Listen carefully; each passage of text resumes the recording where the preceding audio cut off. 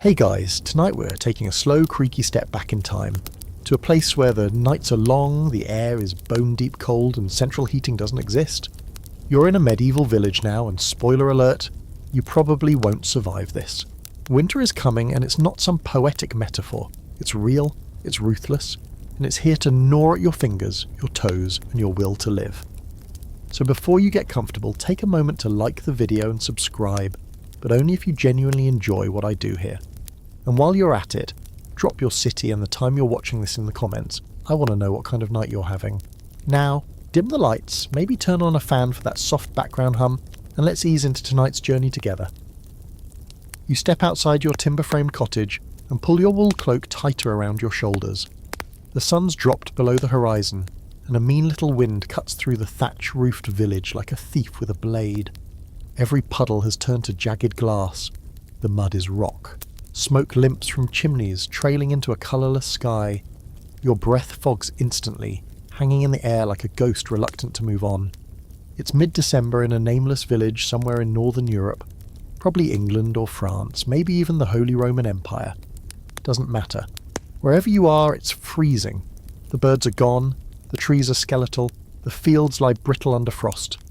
If you were rich, this would be the season of furs and feasts. But you're not rich.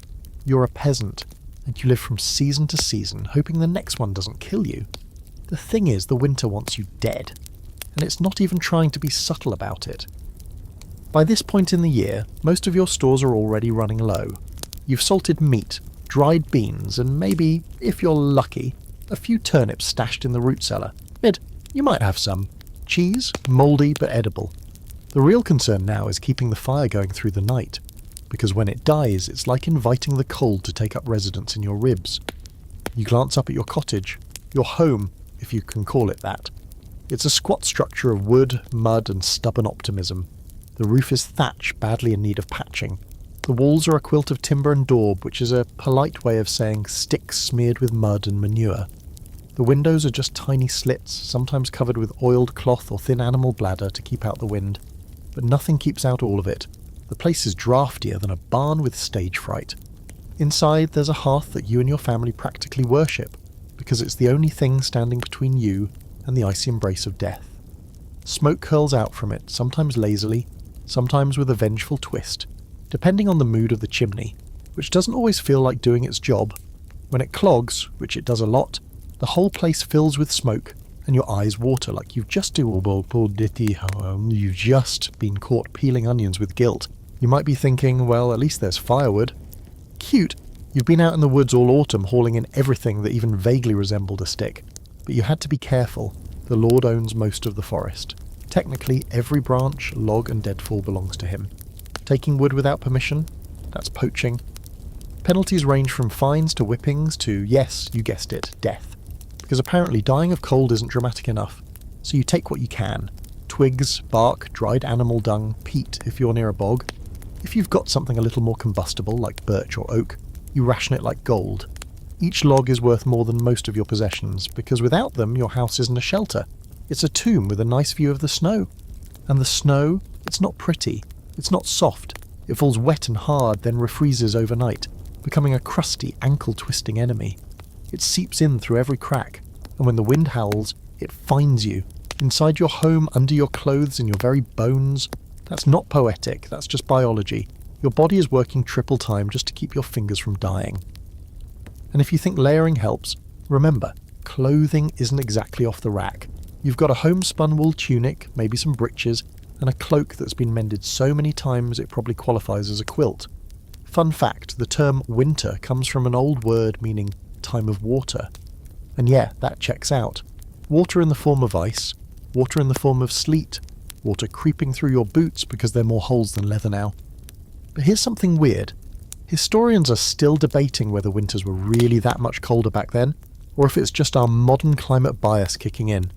Some records talk about rivers freezing solid and wine turning to slush indoors. Others suggest people were just more sensitive because heating was, a bonfire and a prayer. There's even an ongoing academic argument about whether the so-called Little Ice Age started in the 1300s or earlier. Either way, you're freezing now, and the debate isn't going to keep your feet from turning blue. So what do? You hunker down, you bank the fire by covering the embers in ash, hoping it'll still be smouldering come morning. You pull your family close, real close. You all sleep in one bed, maybe on a straw mattress if you're lucky, or just on the floor near the fire. And yeah, the dog's in there too, and maybe a piglet or two. You're not being generous, you're being strategic. Every warm body helps. Tonight is just the first of many cold, sleepless, sniffly nights. You're going to survive it, barely. But winter is a long game, and this is only the opening move. You duck back inside, your fingers already numb despite being clenched into your cloak. The door doesn't quite fit the frame, hasn't in years, so even when it's shut, a thin stripe of moonlight and wind cuts across the packed earth floor. You shove a loose piece of cloth against the gap and kick it with your heel for good measure, even though you know it won't do much. The cold in here has its own personality. It slips under things, climbs over others, finds the holes, hugs the ground, and coils in the corners. And the worst offender? The walls. Wattle and daub. Sounds charming, right? Like something you'd buy at a fantasy-themed farmer's market. In reality, it's just woven twigs slathered in mud, straw and animal poop, dried to a crust, then forgotten about until the next rainstorm or hard freeze turns it into nature's own air conditioning system. It was cheap. It was easy. It was definitely not insulated. You can actually feel the air leaking through. Run your hand over the inside wall and the chill bites back. It's not just cold, it's damp. The kind of damp that gets into your chest and never quite leaves. Coughs echo inside your lungs longer in winter, bouncing around like bored spirits. You've known people, young, old, strong, stubborn, who just didn't wake up one morning. The fire had gone out. Their breath had stopped. That was it. There's a small window by the hearth, and by window, of course, we mean a hole with a strip of linen oiled to transparency and nailed over it like a bad idea someone once saw in a bigger village. It warps the moonlight into long, spooky streaks. The edges of the linen are crusted with frost. On the coldest nights, you'll scrape the inside, not the outside. And don't bother breathing on it to clear a view. Your breath just freezes instantly. You've learnt that the hard way, probably while checking to see if something, anything, was moving outside, or maybe just hoping to see signs that the snow's let up. Over in the corner, there's a low bed frame stuffed with hay, covered in a rough woolen blanket and a sheepskin that still smells faintly like its original owner. It creaks when you sit on it, the straw crackling beneath you like old paper. You've patched the holes in the blanket so many times it's more stitch than fabric now. When the wind picks up, it rattles the shutters and hisses between the wall slats like an angry ghost. You press your hands to the wall and imagine, for the 1000th time, what it would feel like if warmth came from it. Like magic. Like sin. In the evenings, after the chores are done and the daylight's drained from the sky, you and your family huddle here. The hearth is the only light source, flickering yellow and orange across soot-stained walls. There's no insulation, no stove, no coal heater. Just fire. If you're lucky, it burns clean. If you're not, and you usually aren't, the smoke creeps sideways, curling up into the thatch where it hangs like a lazy fog. Your eyes water constantly, your lungs ache, your snot freezes. But there's something almost cosy about this, in a very dark, very survivalist kind of way. The closeness, the shared misery, the scratchy sound of someone knitting in the corner, the smell of whatever's boiling in the pot. Spoiler, it's cabbage. It's always cabbage. You swap stories, whisper gossip, retell local legends for the 100th time. Sometimes you all sit in silence, just watching the fire. It's hypnotic, it's warmish, it's a lifeline. Here's the fringe fact of the night. Archaeologists have actually found scorch marks on the ancient medieval timbers, inside the houses, because people used to light small fires inside their beds. No chimney, no ventilation, just a bedbox with a charcoal burner tucked under the blanket like a suicidal hot water bottle. It was called a bed warmer. You'd think they were setting themselves up for disaster, and they were. Every winter, some unlucky soul burned down their own cottage while trying not to freeze to death in it. Grim but weirdly relatable. Meanwhile, the scholars, still arguing over how much of this setup was desperation versus design.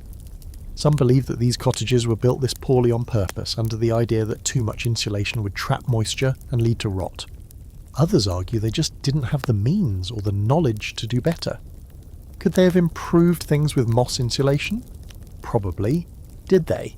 Not often enough. It's one of those maddening historical questions where the answer is buried under centuries of cold dirt and lost context. And then there's the roof. Oh, the roof, but we'll get to that soon. For now, you try to distract yourself with simple rituals. You wrap your feet in rags, you tuck your hands under your armpits, you lean toward the hearth and breathe in the smoke, pretending it's warmth. And when that fails, you grab the sheepskin, wrap it around your shoulders like a crumbling king's cloak and shuffle toward the bed frame. Sleep comes slowly in a room this cold. You lie there with your eyes open, staring at the rafters, counting creaks. Every now and then you hear a thud, a chunk of ice slipping from the thatch, or maybe a rat investigating your stored grain. You pull the covers higher and try to imagine a summer so hot that you begged for cool air. It seems like something out of a dream, like firewood that never runs out, or walls that keep the cold out, or boots that don't leak. You roll over, careful not to shift the blanket too much. Heat is precious, and once it's gone, it's gone. In the darkness, you listen to your family breathe. Their sleep is shallow. Everyone's always half awake in winter, just in case the fire goes out, just in case something cracks, just in case you don't wake up. Eventually your body surrenders, not to comfort, but to exhaustion.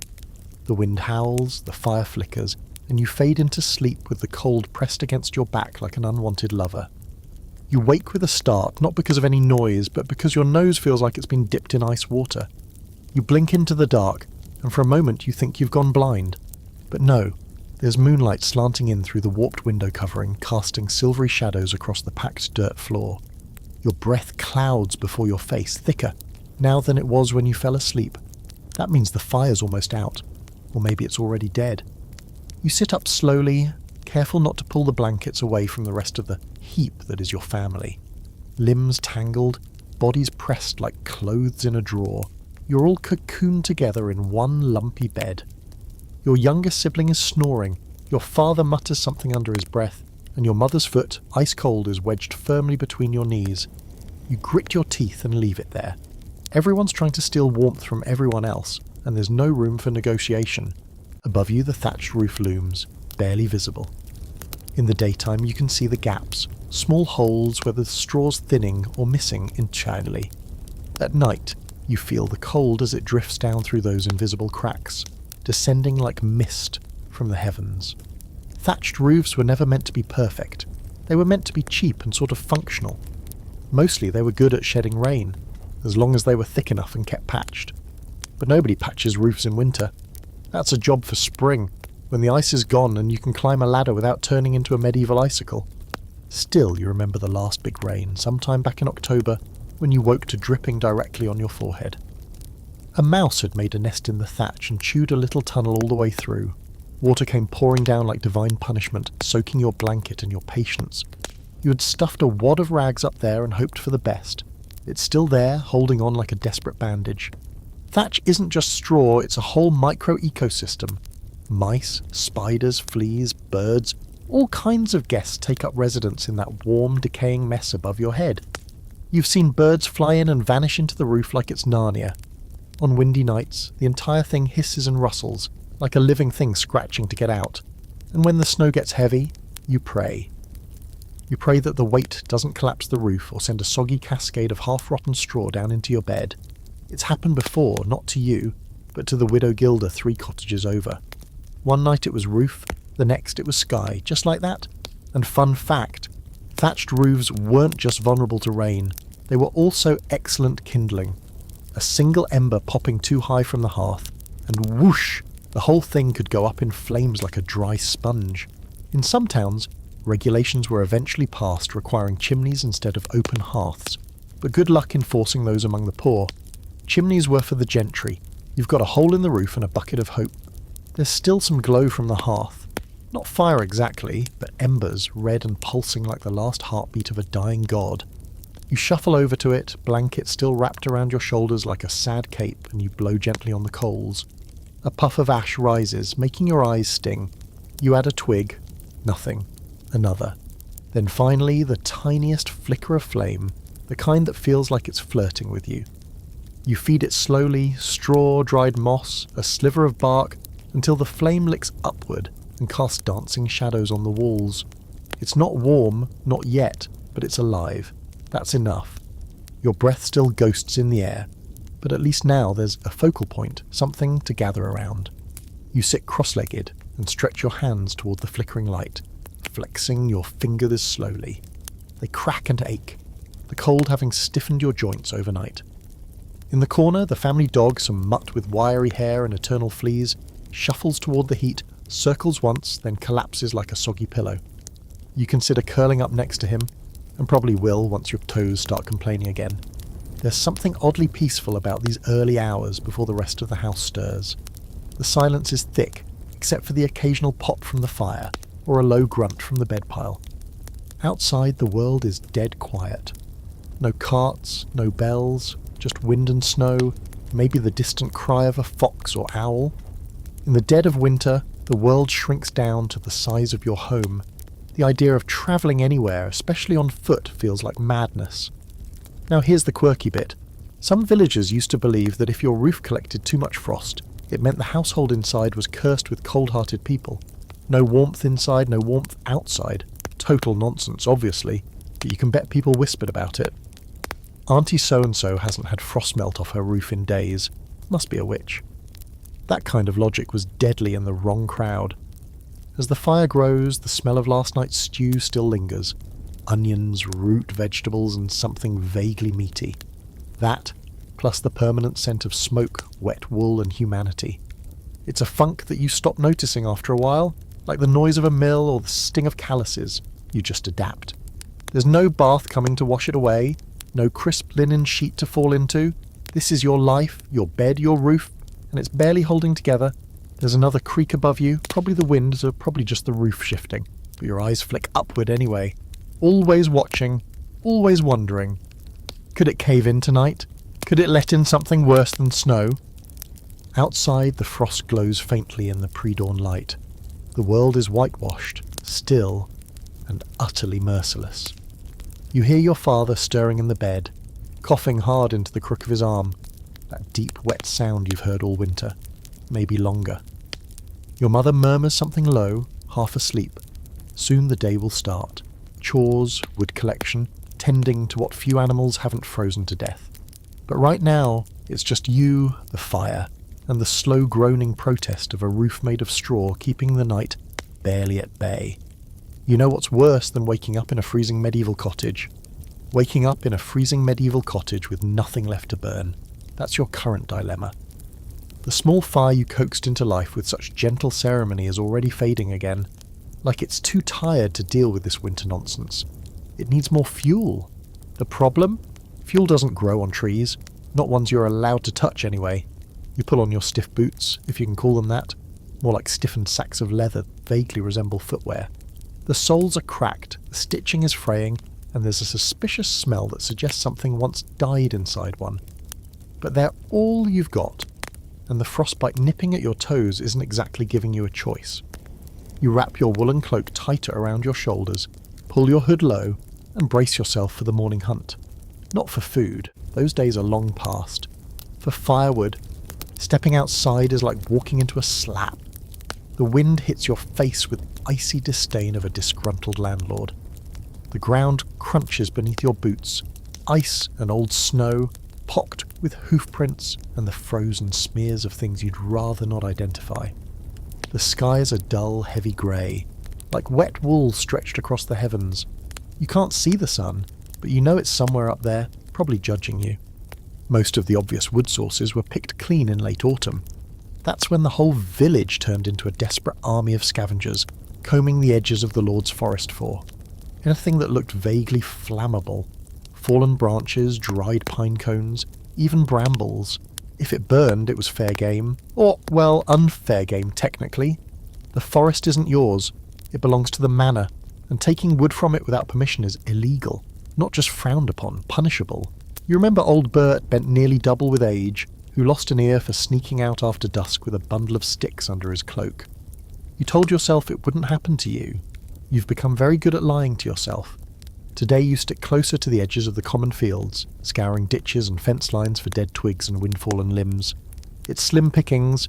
You kick through a mound of snow and find a piece of half-rotted wood soaked through and about as flammable as a damp sponge. You pocket it anyway. Your standards have dropped dramatically. There's also the fuel nobody talks about, at least not proudly. Dried animal dung. It's called cow chips in some places, field pies in others. You've burned your fair share of them. If you close your eyes and squint your nose, it smells almost like wood. Almost. You find a few hardened lumps near the edge of the animal pens and scoop them into your sack. At this point, you're not chasing heat, you're chasing survival, and dignity was sacrificed 3 winters ago. A strange little fringe fact here. Some regions, especially up in the moors, relied heavily on peat, spongy plant matter dug up from bogs, dried in the sun and burned like coal. It gave off a long, smoky heat and could be stockpiled, but if you didn't live near a peat bog, you were out of luck. Peat was nature's privilege, and not everyone got an invitation. You return home with a bundle that looks and smells like the world's worst party gift. But it'll burn, sort of. You jam the door closed behind you and drop the frozen treasures by the hearth. The fire's down to an orange glow now, barely warm enough to toast a flea. You kneel, grab the driest stick and feed it in. The flame catches. Not fast, but enough to pull a breath of relief from your chest. You add a few cow chips and brace yourself for the slow, bitter perfume that follows. It fills the room like a wet sock in a hot pan, acrid and earthy, the scent of desperation rendered airborne. Your little brother groans and covers his head with a corner of the blanket. Your mother mutters something about the old days when your grandfather had real wood.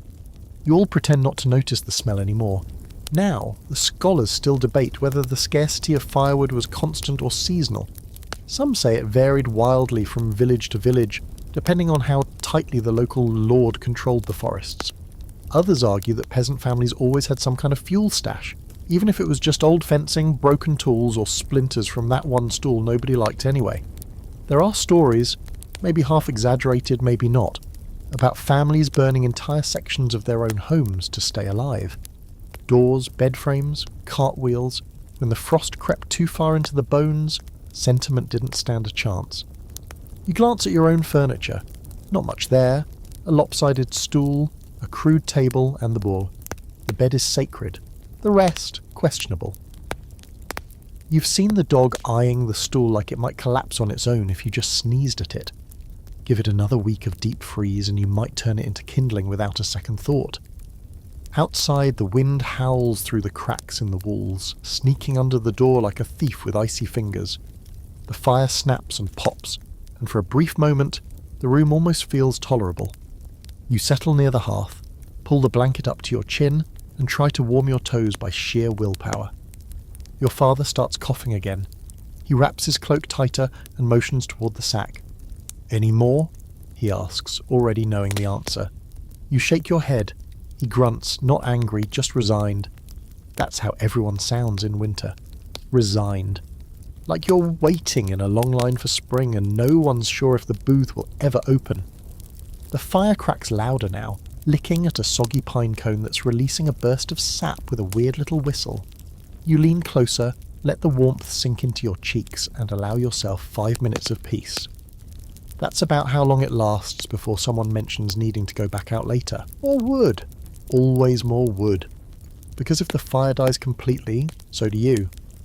At some point during the short grey afternoon, the wind outside picks up again, sharp, bitter, and loud enough to whistle through every gap in the wall, the roof, even the floorboards. It moans like a hungry beast circling your cottage. You know that sound well. It's the voice of winter itself reminding you how flimsy your shelter is. The sun's nowhere to be seen, but you feel the light fading, and that tells you everything you need to know. It's almost night again. Time to crawl into the one place in this entire world that pretends to offer warmth. The bed box. Calling it a bed box is generous. It's more like a wooden closet with a mattress shoved inside and a pair of swinging doors that kind of close but mostly creak in protest. Still, it's where you sleep. Every single night. Shoulder to shoulder, knee to back, breath to nose, with your entire family. There are 6 of you, and no, the bed is not designed for 6. It's designed for don't die of frostbite and not much else. Tonight, like every winter night, you go through the same quiet ritual. First, you peel off your cloak and hang it near the fire to dry, though it never really dries. Then you slip into your sleeping shift, usually just a long wool tunic that's stiff in places and threadbare in others.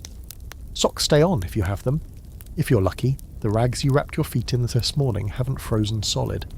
The bed already smells like sweat, smoke and damp straw. It's a scent you associate with safe, though nothing about it really is. Climbing into the bed box is like squeezing yourself into a puzzle. Your older brother's legs are already sprawled across the foot, your little sister has hogged most of the middle, and your parents are curled up like parentheses on either side. You wedge yourself in, contorting just enough to find a space where your ribs aren't poking someone else's spine. It's tight, cramped, and every movement risks triggering a chain reaction of groans, coughs and elbows. But here's the thing. This mess of limbs and body heat is your only real defense against the cold. The walls won't stop it. The fire won't reach this far. But huddled together in this human nest, nasamui, you generate a sort of ambient warmth. Shared, imperfect but crucial. In the dead of winter, nothing is more valuable than another warm body beside you. Fun fact, box beds like these were actually common in colder parts of Europe. Scotland, the Low Countries, parts of France. And yes, families really did sleep in them together, often behind a curtain or a set of wooden doors to trap heat. It wasn't just for warmth either. It offered a sliver of privacy in a one-room house, though calling it privacy when your feet are in someone's face is a stretch. You've got more intimacy with your brother's toenails than most married couples. Some people had to sleep on the floor near the fire instead, especially if the family was large, or if the bed box was in use by the elders or the infants. That might sound like an advantage, more space, closer to the heat. But remember, the fire dies, and floors are cold, hard and full of surprises. Rats, for example. You've seen them scurry past more than once, bold as bandits. And let's not talk about what happens if someone gets up in the night to relieve themselves and misses the chamber pot. You pull the sheepskin over yourself and try not to think about how much it smells like wet barn. Someone lets out a sneeze, another cough. A foot twitches near your ribs. You lie there, eyes open, adjusting to the dark and the sounds of your family settling in. The wind slams against the shutters like it wants in. You tighten the blanket around your shoulders and exhale slowly, letting the heat of your breath warm the tiny space in front of your face before it's whisked away. Now here's a hot little scholarly debate. Did peasants really always sleep this way? Entire families mashed into one bed like pickled herring? Some historians argue that yes, absolutely, it was the norm in winter. Others say that sleeping patterns varied widely depending on the size of the family, the structure of the home, and even local customs. In some regions, servants and children slept in separate lofts or annexes, leaving the parents alone in the main bed. But in the deep of winter, when death was just a cracked window away, you didn't care about privacy, you cared about body heat. You shift again, trying to ease the pressure on your hip where it's jammed against a wooden beam. Your sister mumbles something in her sleep and punches your arm. You nudge her foot out of your face and tuck your own arms tightly across your chest. This is the position you'll maintain for the next 8 to 10 hours, or until your leg falls asleep, or until the fire goes out and you have to get up and rekindle it with the last of your cow dung and dignus. The bed creaks with every breath. The walls groan in response to the wind. You can hear the dog sigh heavily near the hearth. You try not to think about the fact that you'll be up before dawn, hauling buckets, gathering twigs, possibly digging out the door if the snow drifts too high. But for now, you let your eyes close. Maybe you'll dream of summer, of lying in a sun-warmed field, the grass soft beneath you, the air buzzing with bees. Maybe you'll dream of bread that doesn't go stale, or boots that don't leak, or having a bed all to yourself. Or maybe you won't dream at all, just the numb, flickering darkness of winter sleep. Whatever comes, you'll face it together, jammed elbow to rib in this wooden box of humanity, breathing in unison against a world that would rather see you frozen. You wake before the sun again, though wake might be too strong a word. It's more like you do gradually become aware that your eyes are open and your limbs are sore and your face feels like it's been left in a snowbank overnight. Inside the bed box, the air is stale and sharp, the kind of cold that clings to your skin even under layers of wool and sheepskin. You try to move, but there's a weight on your leg. Your sister still dead asleep, her feet wedged between your knees like she owns the joint. You nudge her off gently and crawl toward the edge of the bed, joints cracking like ancient timber. The floor is ice, literal ice. You step out and instantly regret it, your feet swearing an oath of vengeance against the ancestors who didn't invent slippers. You reach for your clothes, wool tunic, breeches, a second tunic that barely qualifies as warm. and begin the slow layering process. Everything's stiff, a little damp and vaguely smoky from hanging too close to the hearth, but it's better than bare skin, which would probably just snap off at this point. There's no mirror, but if there were, you'd see a walking patchwork of wool, leather, and exhausted eyebrows. Medieval winter fashion for peasants isn't about style, it's about survival. Your shirt is made of coarse homespun wool, the colour of old porridge. Over that goes a sleeveless wool overdress, or tunic, depending on your gender and what's available. Then comes the cloak, a heavy thing with a hood, clasped at the neck with a bit of twine and hope. No buttons, no zippers, just layers on layers. If you have a belt, you cinch it tight.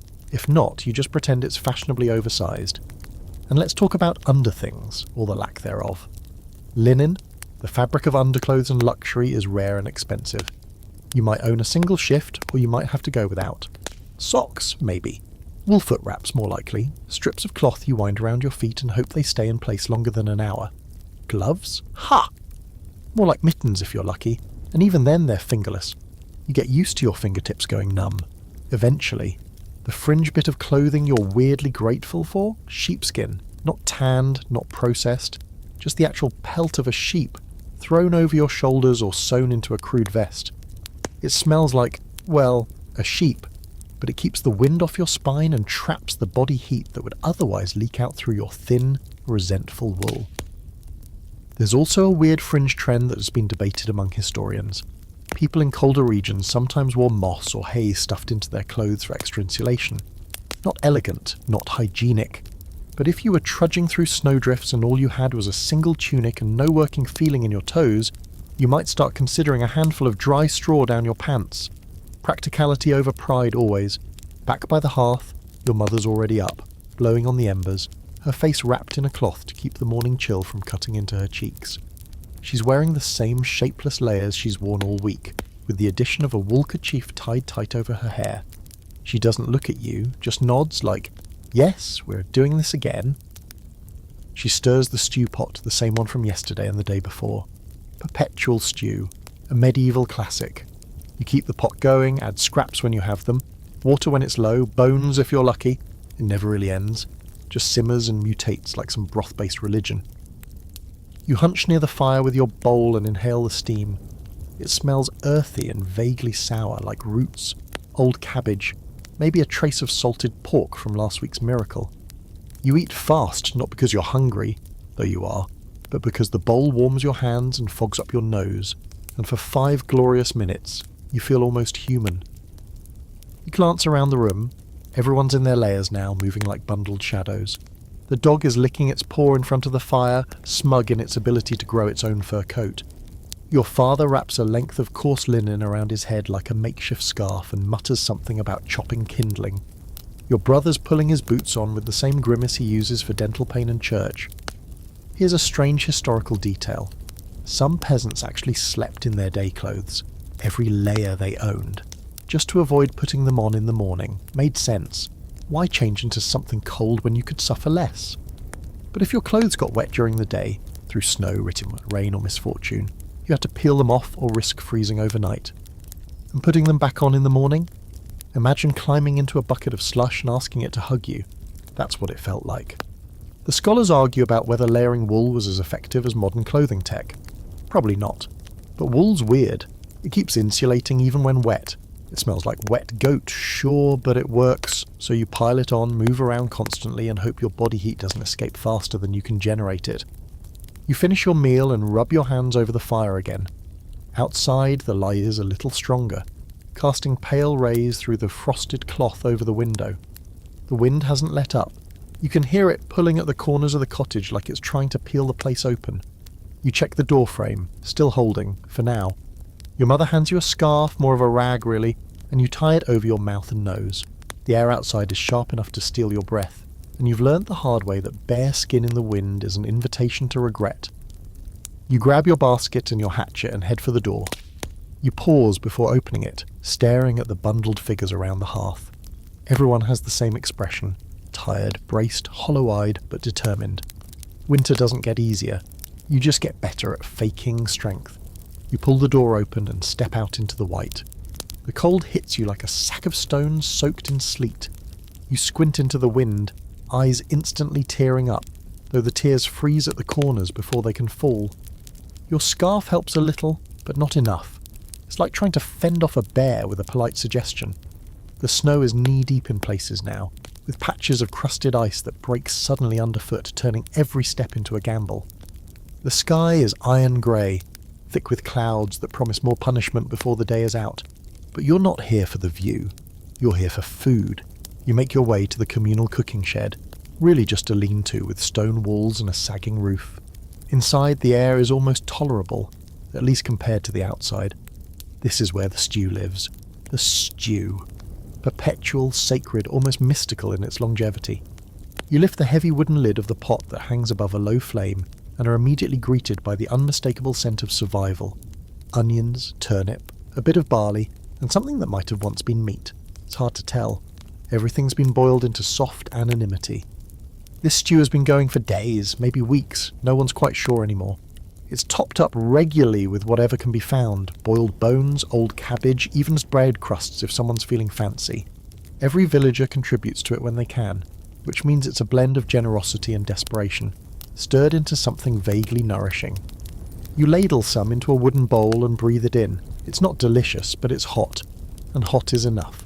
You sit on a low stool by the wall and eat quickly, eyes closed, savouring the warmth it sends through your chest. Around you others are doing the same, familiar hunched shapes in heavy layers, spooning down mouthfuls of peasant magic. There's a strange comfort to it, a ritual. Everyone knows that the stew isn't about flavour, it's about calories and heat. It's about the simple fact that warm food helps you hold on just a little longer. You're not alone either. This kind of perpetual stew, sometimes called eternal pot, was a common strategy across medieval Europe. In colder regions especially, the hearth never went cold and the stew never truly ended. One pot, one fire, dozens of meals. The meat's a rare treat. If there's any in today's bowl, it's probably something small, a squirrel, a bird, maybe even a sliver of salted pork from a family who had a pig to spare. Mostly you're eating roots, carrots, turnips, onions, parsnips, things that grow underground and don't spoil quickly. The texture's soft, the flavour earthy. Every now and then someone adds herbs, dried nettles if they cover them. Maybe a pinch of salt if they're really daring. But spices? That's comedy. Those are for nobility and spice merchants. You're lucky if your stew doesn't taste like boiled wool and tears. Quirky fact of the night.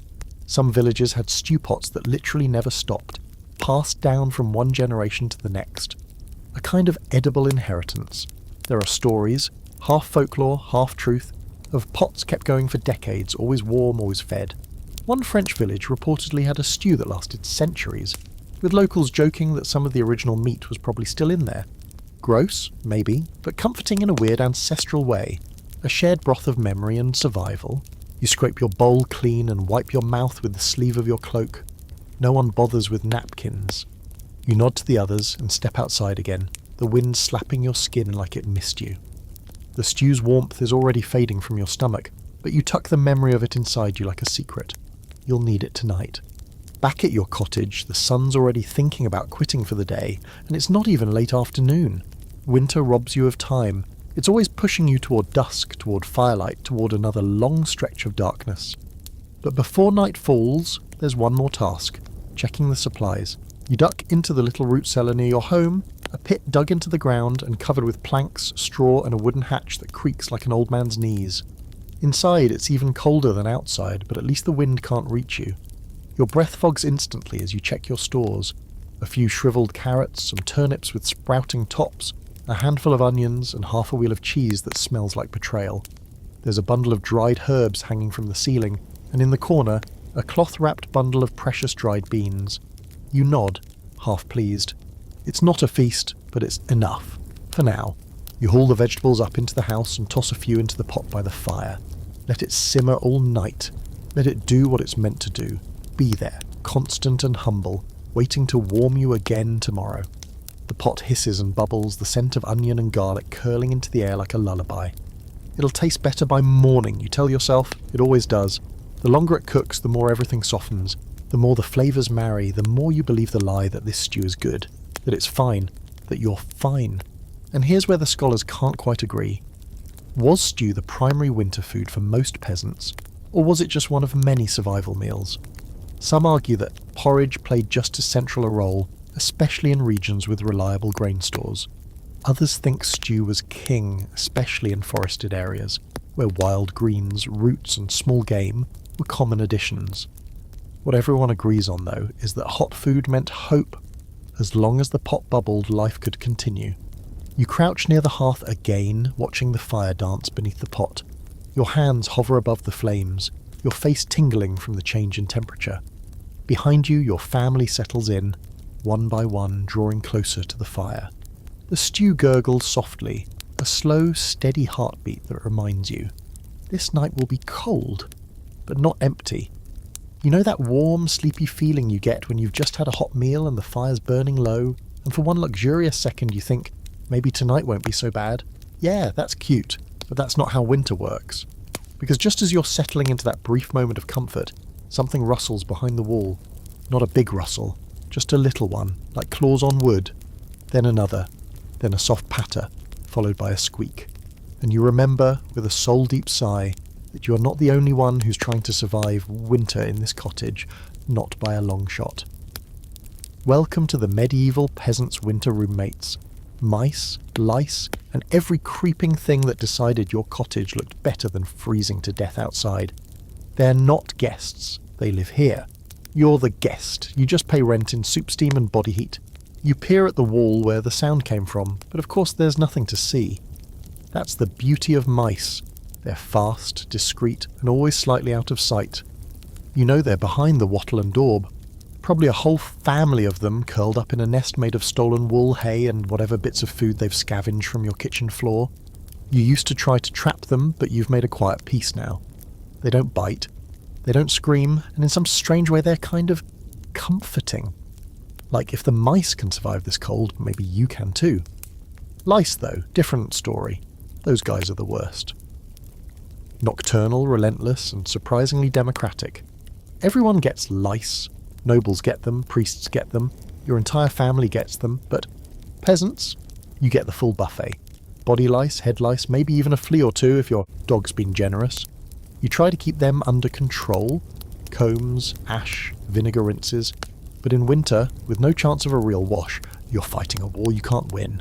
You scratch the back of your neck automatically and roll your eyes at yourself. It's fine. It's normal. You once heard a village elder say that if you didn't wake up itchy, you were probably dead. Funny how your standards adjust. And then there are the bedfellows no one invites, but you just can't get rid of. Spiders in the corners, beetles under the floorboards, particularly smug centipede that's taken up residence behind the hearth and emerges only when you're alone and contemplating your life choices. Every creak and skitter is a reminder that this cottage is more alive than it looks. But some of these creatures aren't just freeloaders. They're also, weirdly, part of the ecosystem. Mice, for instance, often keep worse pests away, like rats. Rats are bold, and they bite. You've heard stories of babies being nibbled in their sleep. Food spoiled, clothes chewed. Mice might steal your grain, but rats go for your soul. So you learn to tolerate the tiny squeakers in exchange for keeping the big bads at bay. You glance at the fire. It's still going for now. The stew pot bubbles gently. Your parents have already nodded off, curled near the hearth, cloaked in a shared blanket. Your siblings are half asleep in the bedbox, limbs sprawled like lazy starfish. You should join them, but the rustling keeps coming, and you can't help but listen. Here's a fringe fact. Some medieval folks actually believed that lice were a kind of punishment from God, either for sin or simply as a reminder of humility. Others, more creatively, claimed they were born from sweat and filth. Not wrong, technically.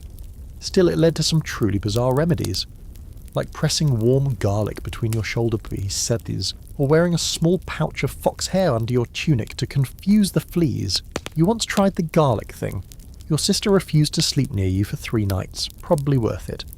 Scholars still debate just how bad the infestation problem was for peasants. Some claim it was constant and intense, especially during winter, when cleaning was difficult and warmth invited all sorts of uninvited guests. Others argue that medieval hygiene wasn't as horrifying as we imagine, that people combed regularly, changed clothes more often than we give them credit for, and even had communal bathhouses in some towns. But you're not in a town. You're in a hut with a dirt floor, no bath, and a strong case of everyone's itchy. You toss another scrap into the fire and try to ignore the tingling on your scalp that's probably psychological but might not be. The stew smells stronger now, rich with onion and thyme. You wonder if the mice can smell it too, probably. They're smarter than they look. You've seen one dart across the floor like it had errands to run. It even paused halfway to groom itself, completely unbothered by your towering presence. One of your siblings lets out a long sigh in their sleep. The dog twitches its paw and yips quietly. The fire cracks like it's trying to whisper something ancient. You pull your cloak tighter around you and lie back against the wall. It's cold but solid. You can feel the heartbeat of the house, the settling of timbers, the wind against the thatch, the low sounds of other lives inside your walls. And here's a detail that always gives you pause. Some people believe that keeping animals, even pests, inside the house during winter wasn't just a necessity, it was a blessing. The movement, the breath, the small warmth they added could mean the difference between life and death. A mouse nest in the wall, free insulation, a dog at your feet, personal furnace, a cat on your lap, status symbol and rodent control. So maybe that scuttling sound behind the hearth isn't the worst thing in the world. Maybe it's just winter's way of reminding you that you're not alone, even in the bleakest dark. Eventually you stand, stretch and step toward the bed box. Someone's already stolen your spot, of course, so you wedge in at a new angle, careful not to wake the whole system. A draft slips down the back of your neck as you settle in. The fire pops again. The mouse squeaks once and falls silent. You close your eyes. Tomorrow it starts all over again. But for now, you've got stew in your belly, a roof over your head, and the strangely comforting company of fur, feet, and fleas. You wake before the fire dies completely, stirred from your cramped sleep by a soft, wet sound just beyond the wall. At first, you think it's the wind again, pushing through the thatch with a bored kind of violence. But then you hear it. Something heavier, breathing, snorting. You freeze. Not from fear exactly, but recognition. It's just the cow. Yes, you share your cottage with a cow. Maybe a goat, a piglet, or a few chickens too. Depends on the season and how lucky or desperate you are. You can't afford to let them stay out in the barn during winter. If you even have a barn, it's usually a loose lean-to stacked with hay and resentment, not exactly windproof. In deep winter, the animals come inside. They huddle in a pen at the far end of the room, separated from your sleeping space by a low wooden partition or, in some cases, absolutely nothing. You sleep within mooing distance of a full-grown, flatulent beast. But here's the wild part. It actually helps. The cow's body radiates heat like a wool-covered stove, same with pigs. Chickens aren't as effective, but they do a decent job of warming up the floorboards and scratching away the silence. That corner of the house might smell like a barnyard, because it is, but the warmth it provides is nothing short of miraculous. You roll over now, wrapping your cloak tighter, and thinking how weird it is that your pillow is basically a cabbage sack, your blanket smells like a damp sheep, and your heating system moos in its sleep. But this is normal. This is smart. You stretch a little and listen as your father rises. He grunts as he pulls on his boots and stumbles toward the animal pen, mumbling greetings to the livestock like they're co-workers he barely tolerates. "Morning, girl," he says to the cow, patting her flank.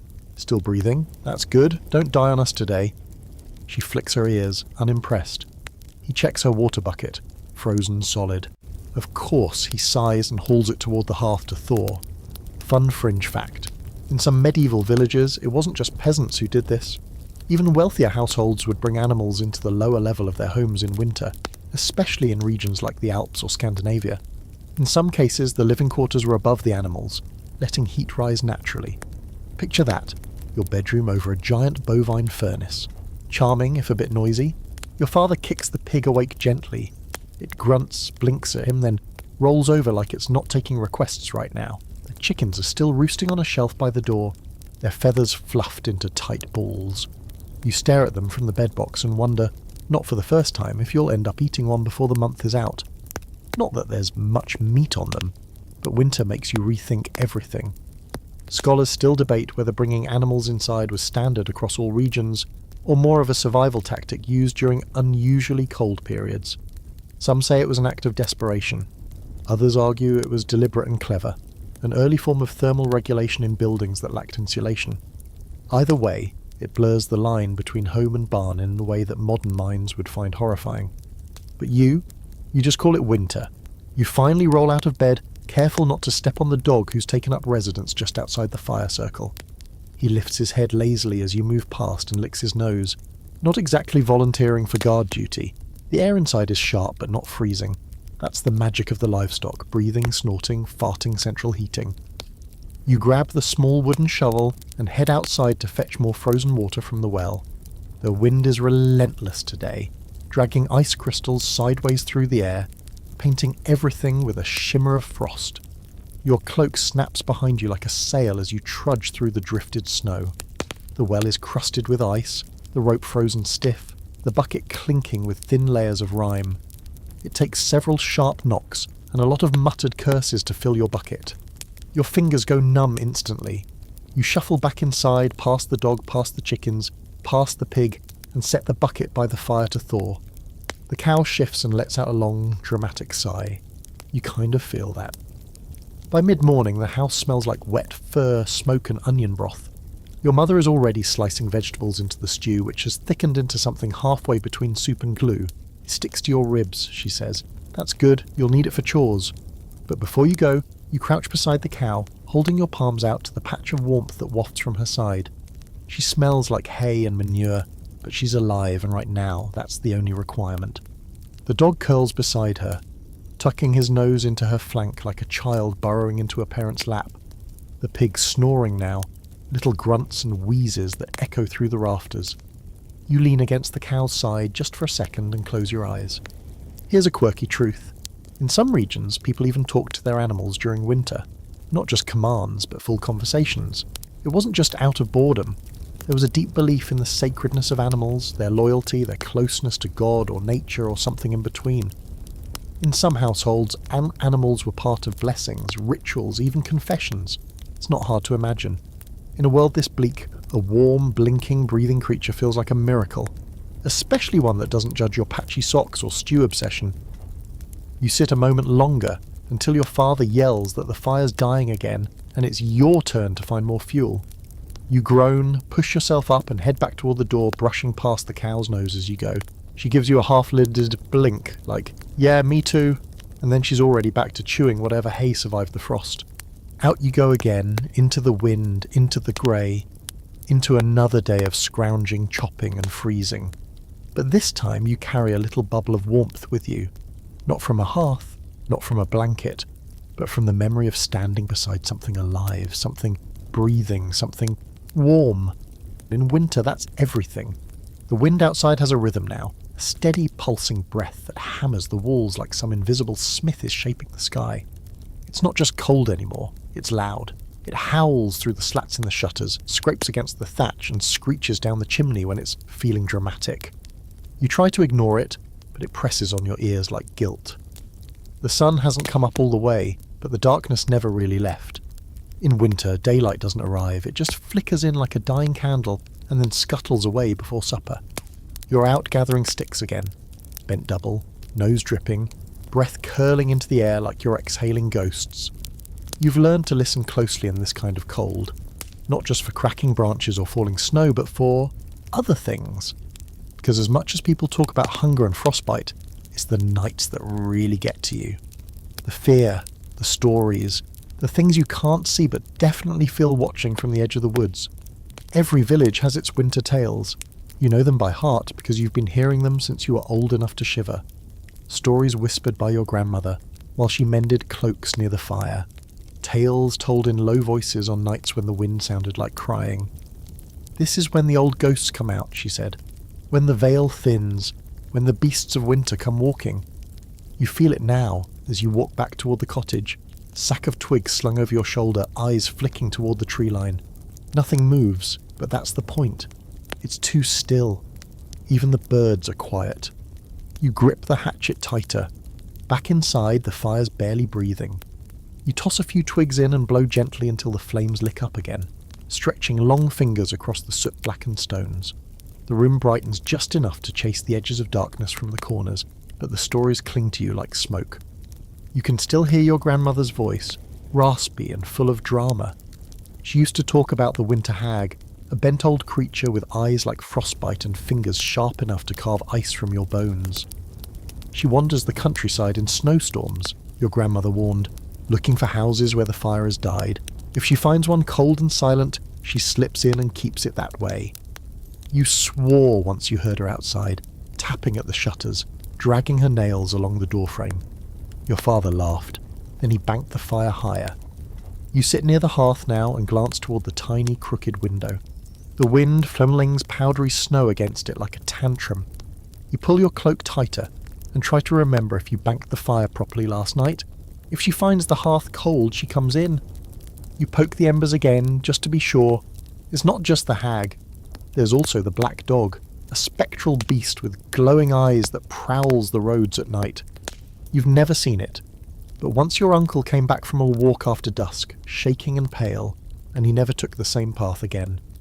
Some say it guards treasure, others say it's death in disguise. Either way, you don't walk alone in winter unless you have to. And then there are the Snow Whites, spirits made of snow and breath and sorrow, born from people who froze alone in the woods. They don't speak, they just watch. If you stare too long into the trees, sometimes you see shapes, tall and pale, swaying gently like dancers you can't quite remember.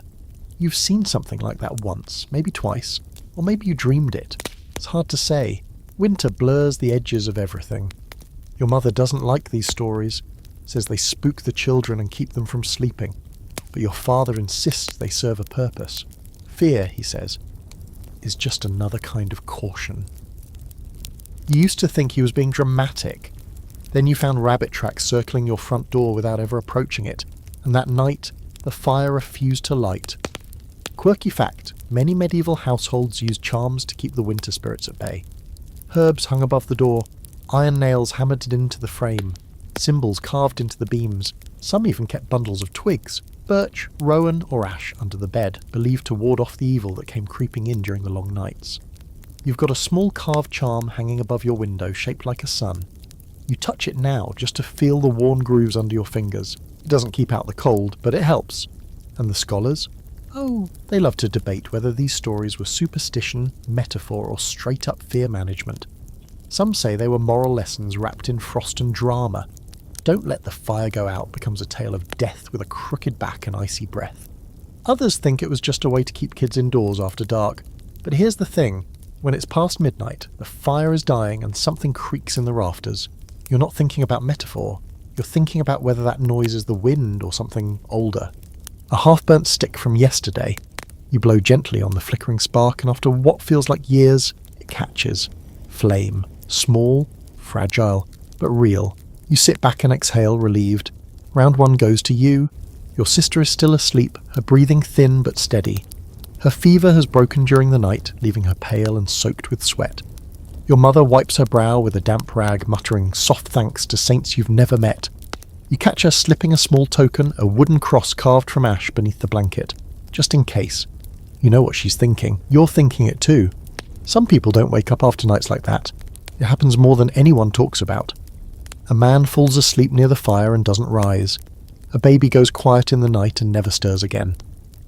You heard about a family 2 villages over who lost 3 children in one winter. No disease, just cold, that's all it takes. And yet morning comes, and with it the rituals.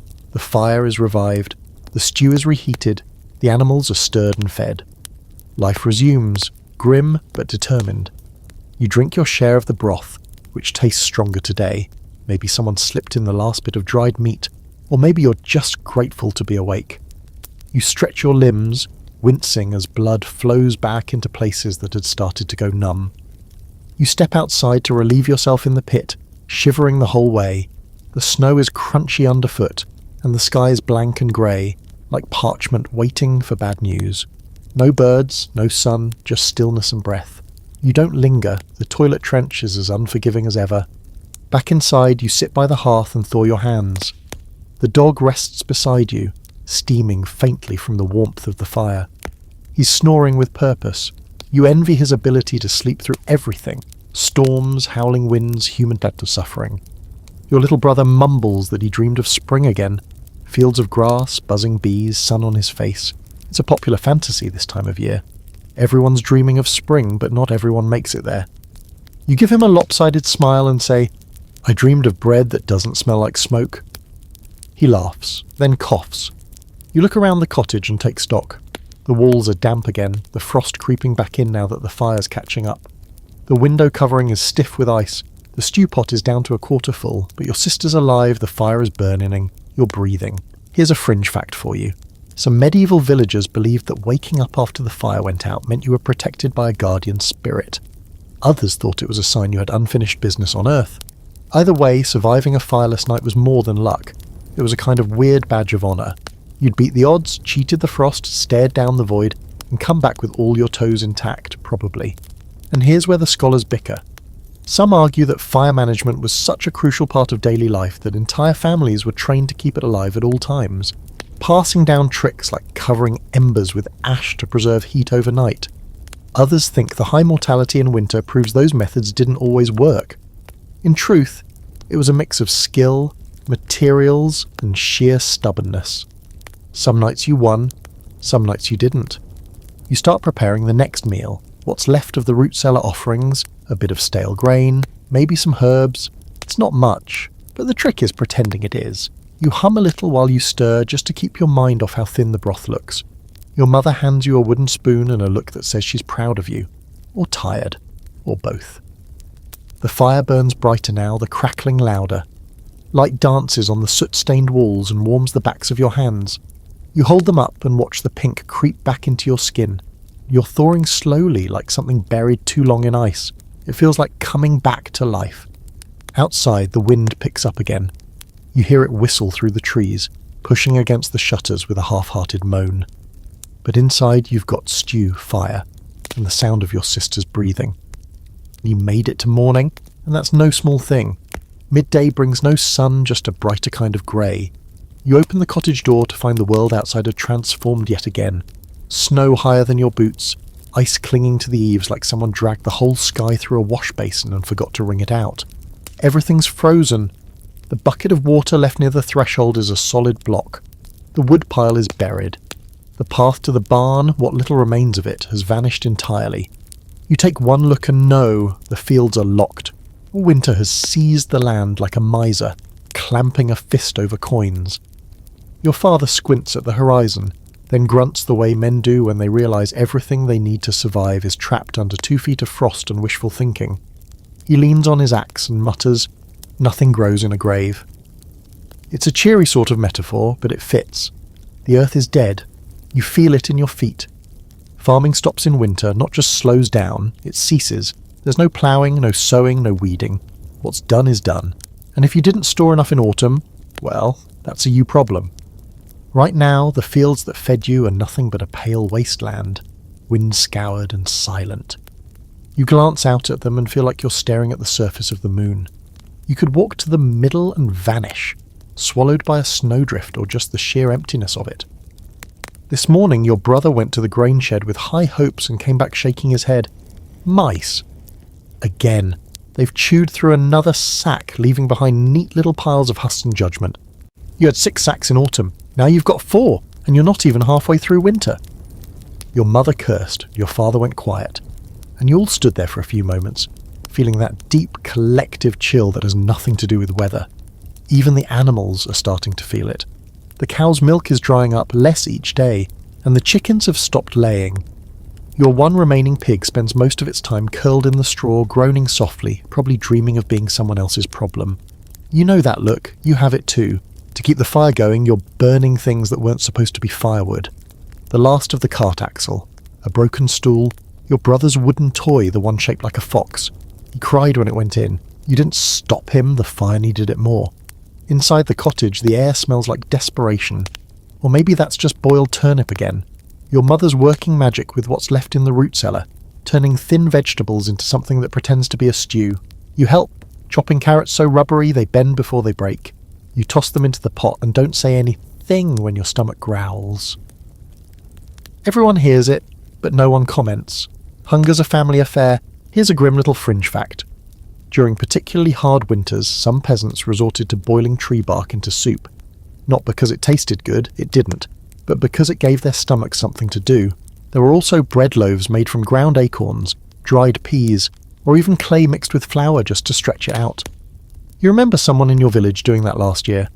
The bread crumbled like sand and made your mouth feel like it owed you an apology. Scholars still argue about how close to starvation medieval peasants regularly came. Some say famine was seasonal, almost predictable, with lean months in late winter and early spring known as the hungry gap. Others argue that clever storage and communal support made it survivable. Barely. Either way, you're living it now, and there's nothing hypothetical about the emptiness in your belly. You stare at the stew bubbling on the fire, counting the root chunks like they're gold coins. 1, 2, 3, maybe 4 if you count the piece that looks like it used to be a carrot. You ladle out the portions with mechanical precision, knowing every mouthful is math. Your father gets more, he chops wood. Your sister gets more, she's still sick. You take what's left. It's barely a ladleful, but it's hot, and you sip it slowly, pretending it's richer than it is. Later, you head outside to try your luck with foraging. It's a joke, really. Nothing grows now. The ground's too hard to dig for roots, and the bushes are nothing but skeletons. You spot a few frozen berries still clinging to a branch, shriveled and sad but edible. You scrape lichen off a tree too, because someone once told you could eat that if you boiled it enough. You don't know if it's true, but you're willing to test your luck. You bring it back like treasure. Your mother eyes it, shrugs, and tosses it into the pot. You take a break by the edge of the field, looking out over the land that once grew barley, wheat, and turnips. Now it's a white sheet stretched over a corpse. You remember running through it in summer, chasing bees and kicking at dandelions. You remember the colour green, barely. You kick at the snow with your boot and uncover a few stubborn stubble stalks. Dry, dead remnants of last season's harvest. You snap one off and twirl it between your fingers until it breaks, scattering splinters into the wind. Back in the cottage, the stew is boiling again. Thin, sour, but warm. And here's where you start to understand the cruel joke of winter. It doesn't kill you all at once, it starves you slowly. It seeps into your gut, your skin, your mind. It takes your food, then your comfort, then your joy, and it never apologizes. But you're still here. Your family is too, for now. The stew tastes like nothing, but it's hot and it fills the space where hunger lives. You made it through another day, and with any luck you'll wake to another. The howling starts just after sunset. Not the wind this time, different, sharper, more alive. It cuts through the stillness of evening like a knife through cloth, distant at first but rising, getting closer with every breath. It's the kind of sound that makes you freeze in place, stew spoon in hand, heart suddenly tight in your chest. You glance at your father. His face has gone flat, eyes fixed on the window like he's trying to see through the frost-thickened cloth. He doesn't say anything, doesn't have to. You've heard this before, everyone has. It's the wolves. Most nights they're just a worry, a rumour on the edge of thought. You talk about them when chores are done and the fire's low, when you need something to blame for missing chickens or those goat bones you found too cleanly picked. But tonight they're not a story. They're real, close, and hungry. The animals in the house know before you do. The cow is standing now, ears twitching, wide-eyed and still. The pig, usually too lazy to care about much, is snorting nervously in its corner. Even the dog, half deaf and fully spoiled, is up on his feet, hackles raised, a low growl vibrating through his ribs like a warning bell made of fur. Your little brother opens his mouth to ask a question, but your mother hushes him before the words get out. Everyone goes quiet. Even the stew simmers more carefully. Then you hear it again, closer this time. A long, low howl that seems to pour in through the cracks in the walls curling into the corners of the cottage. Then another, and another. It's not one wolf, it's a pack. Your father stands and grabs the wood axe, not because it'll help, but because it's the only weapon you've got. He moves toward the door, but your mother catches his arm. "Don't," she says quietly. "They're not after us. Not yet, anyway, because here's the truth. Wolves don't usually attack people, not unless they're desperate. And winter makes everyone desperate. In years past, they kept to the forest, hunting deer and boars. But now the deer are long gone, the boars hibernating or dead, and the wolves have come down from the hills, drawn by the scent of livestock, garbage, and fear. There's meat in the village, somewhere. Maybe not much, but enough to catch a hungry nose. And here's a grim, fringy truth that doesn't get passed down in sweet bedtime tales. During particularly brutal winters, wolves have attacked people. Small children taken from yards, shepherds dragged from their posts, whole packs slipping into villages and snatching pigs from pens before anyone could scream. It didn't happen every year, but when it did, no one forgot. You step away from the door, heart hammering. The sound of claws on packed snow echoes faintly outside. You pull your siblings closer, huddling near the fire, though it suddenly feels more decorative than useful. The dog stays by the door, tense, growling softly. The cow lets out a nervous low, and the pig squeals once before falling silent.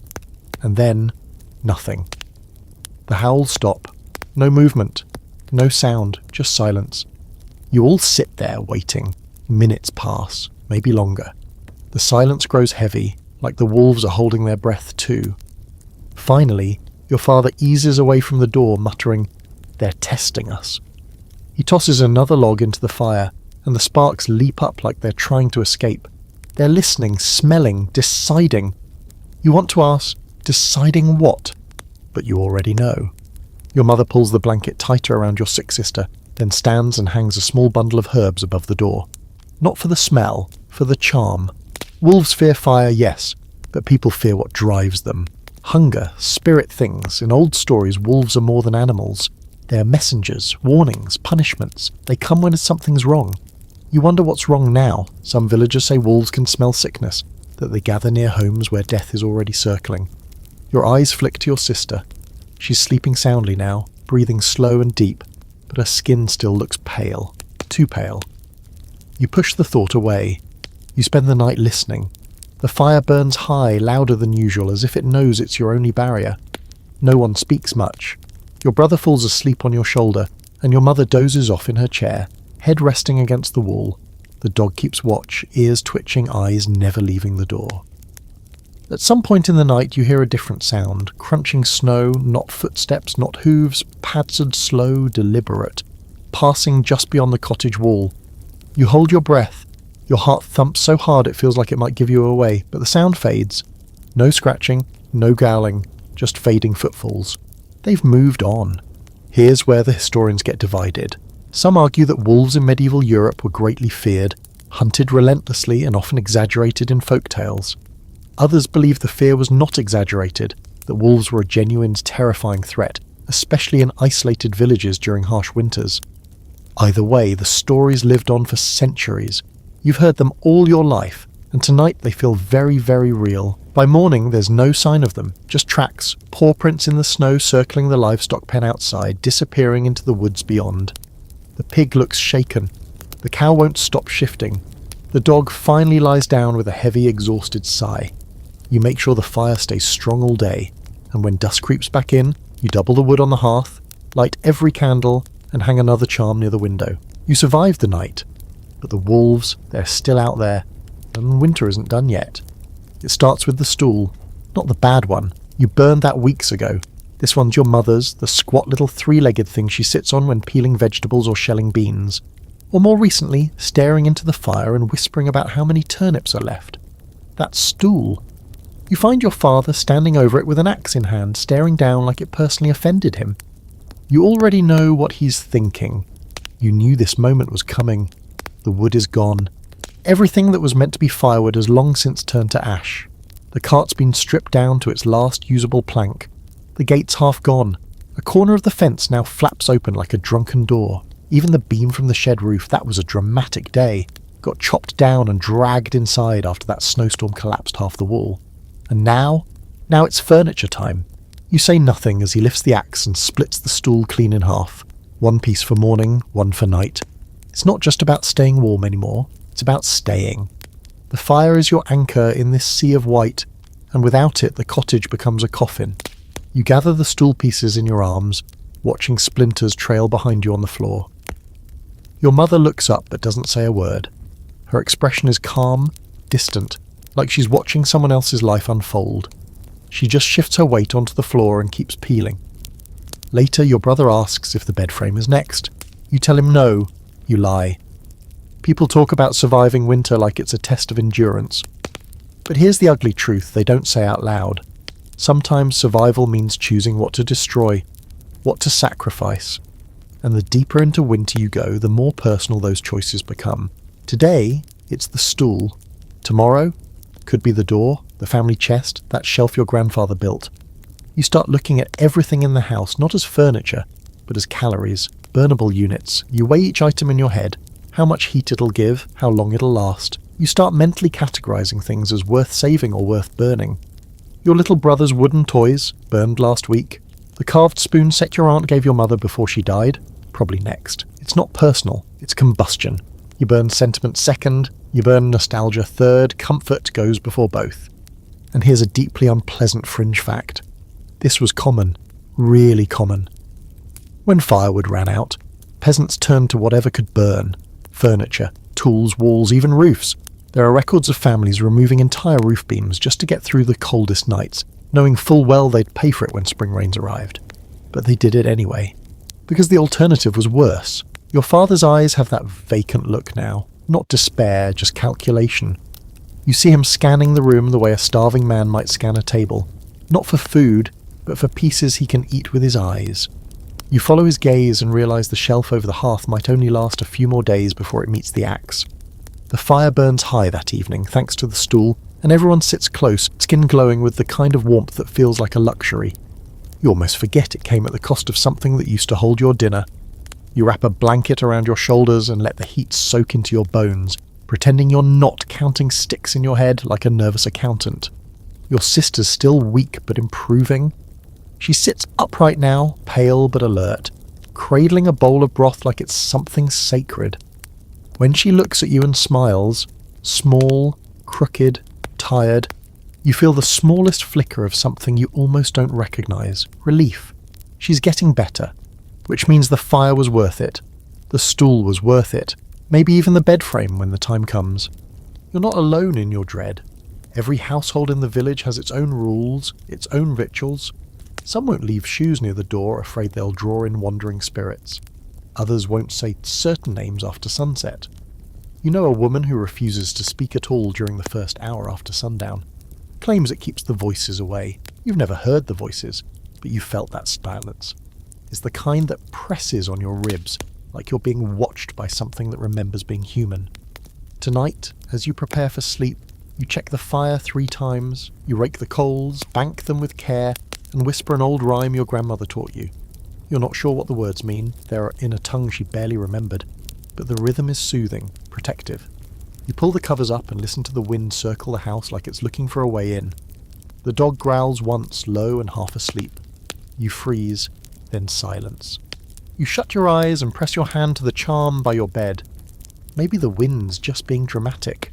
Or maybe she's out there, the hag with frostbitten fingers, waiting to slip inside the walls of a cottage where the fire's gone cold. Not tonight. By morning the wind has quieted, but not out of mercy. No, it's the kind of quiet that feels like winter is just waiting, watching. You wake with your face pressed against a sibling's shoulder and your knees drawn up so tight to your chest you could pass for a particularly miserable hedgehog. The fire is down to ash and red glowing crumbs, barely warm enough to boil a bad idea.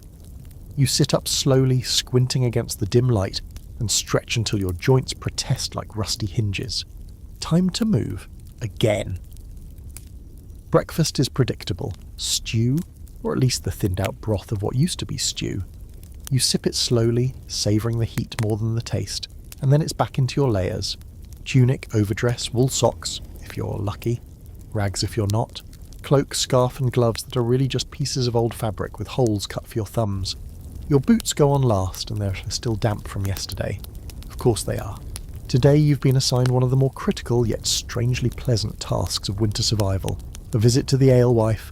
Not for gossip, not for joy, for the drink. Because if there's one thing that cuts through the cold and keeps your insides from staging a mutiny, it's a cup of something warm and vaguely alcoholic.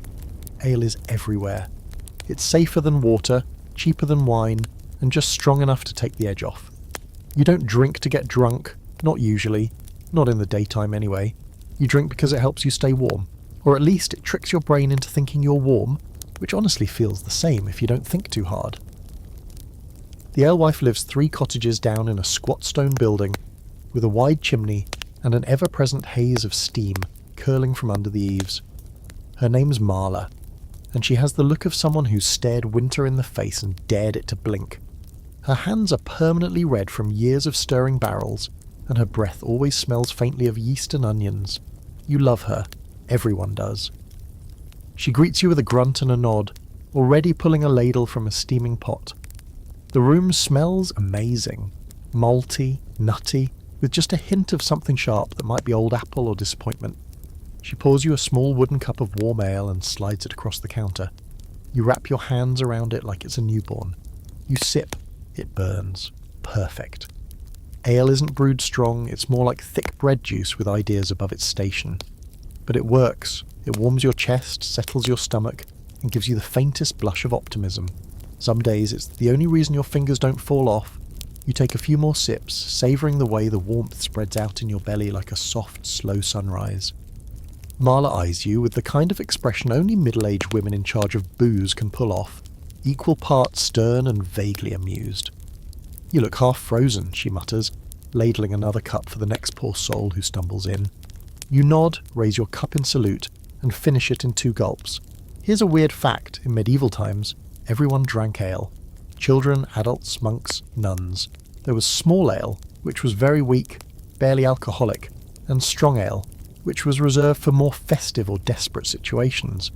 In winter, the alewife was as essential as the blacksmith or the baker. She kept the village from freezing, starving, and going completely mad. Some alewives, like Marla, made theirs with malted barley and hops, but in poor areas they got creative. Herbs, dried fruit, even grain scrapings from the mill. There was a kind of quiet genius in the way they stretched ingredients. And yes, sometimes it tasted like someone's feet steeped in pond water, but you still drank it, because the alternative was cold, and cold was worse than almost anything. You step back out into the wind, cheeks flushed from both the ale and the heat inside Marla's shop. The cold slaps you immediately, like it's offended by your moment of comfort.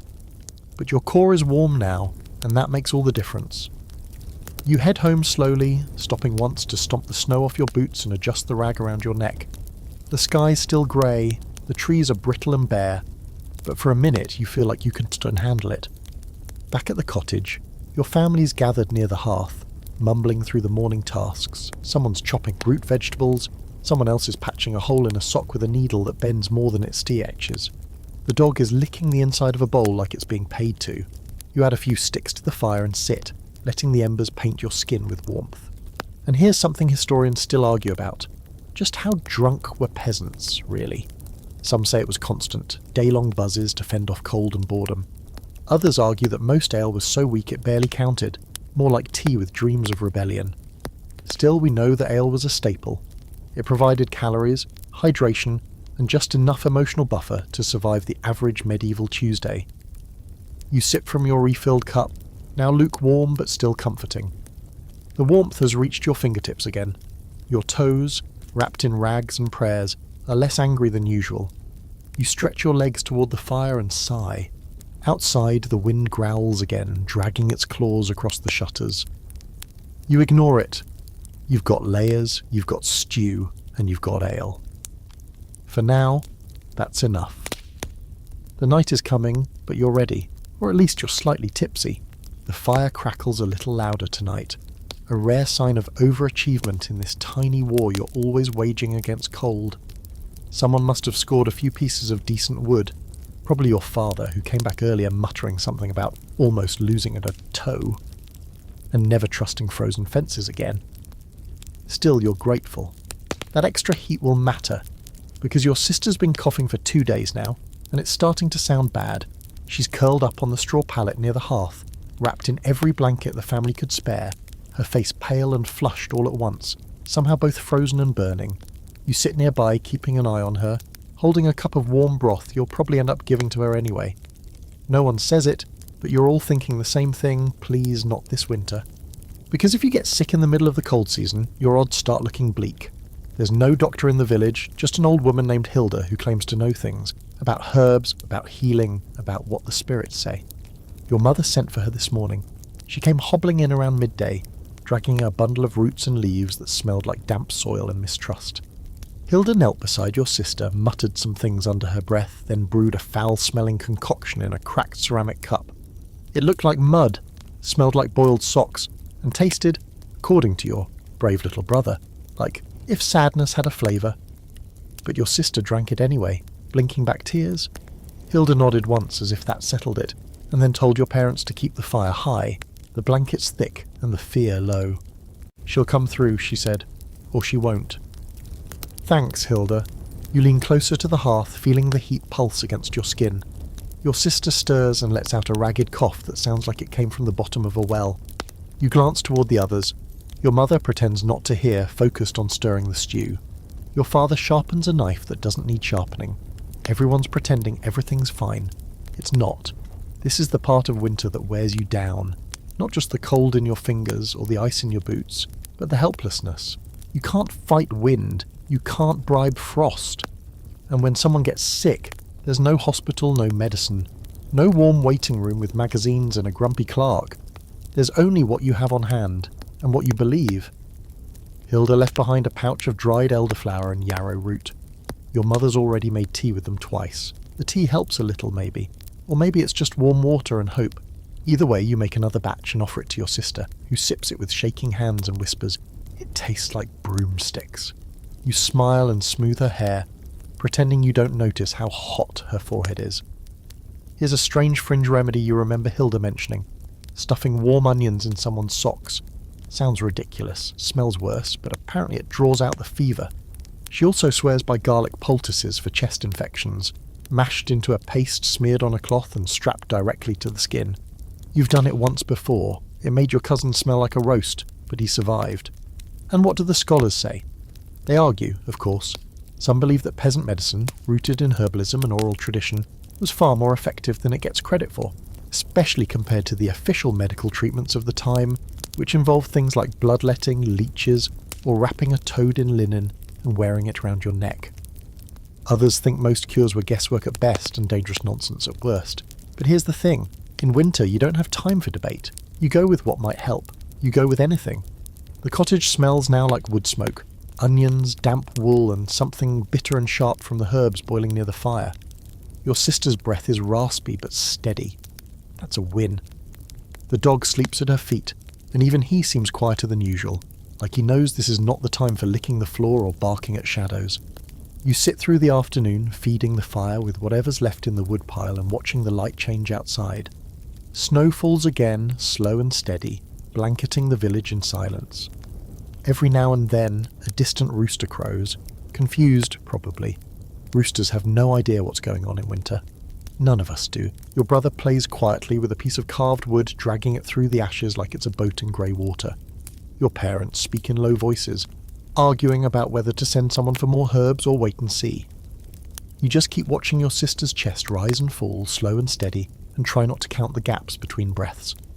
Another strange old remedy you remember? Sleeping with a warm brick wrapped in cloth under your blanket.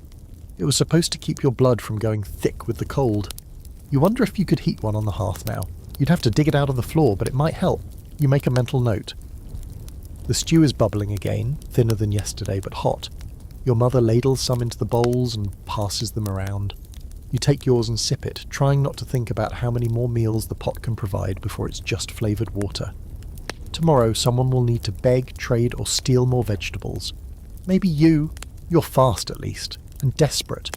By the time night falls, your sister's fever hasn't worsened. She's still pale, still quiet, but the worst of the coughs have slowed. You take that as a victory. You bank the fire with care, cover her with a second sheepskin, and whisper a little rhyme you only half believe.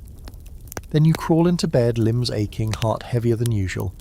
Winter isn't just about snow and wind. It's about holding your breath night after night, waiting to see who makes it to morning.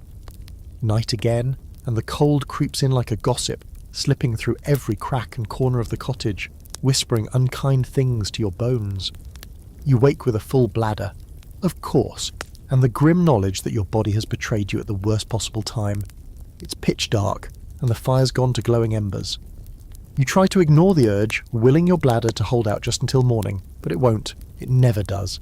So you sigh, curse softly, and prepare yourself for what might be the worst part of any medieval peasant's winter routine: going to the toilet. Now, toilet is being extremely generous. There is no indoor privy, no chamber pot, unless you count the cracked clay bowl your mother uses for stew on special feast days. And even that's currently full of soup, so let's not be monsters. If you're lucky and it's not too freezing, you can sneak out and relieve yourself in the designated spot behind the shed, where snow piles high and dignity goes to die. You grope around in the dark for your boots and cloak, pull them on over your nightshirt, and wince as your feet hit the icy ground. The dog lifts his head as you move past him, blinks once, then flops back down. Clearly he has no intention of joining you. You envy him deeply. Oh. You unlatch the door with numb fingers and step outside into the frigid darkness. The snow reflects the moonlight like powdered glass, and for a second, it's weirdly beautiful. Quiet, glowing, still. Then the wind hits your face like an angry slap, and you remember exactly where you are and what you're doing. The path to the latrine area is uneven and half buried. Your boots crunch loudly with each step, and you try not to look around too much. There's something about being alone at night in winter that makes every shadow feel suspicious. You hear the creak of tree branches, the distant yowl of some animal that sounds far too big to be a cat, and a low whistle of wind that curls into your ear like a warning. You reach the toilet spot, which is really just a shallow pit dug back in late autumn, now half frozen and rimmed with frost like a terrible cupcake. There's a wooden post you can hold onto for balance if you trust it, which you don't, because the last time your uncle leaned on it, it snapped and dumped him into a situation no one speaks of anymore. You handle your business as quickly as humanly possible, because the cold has now reached a level where it feels like your internal organs are retracting.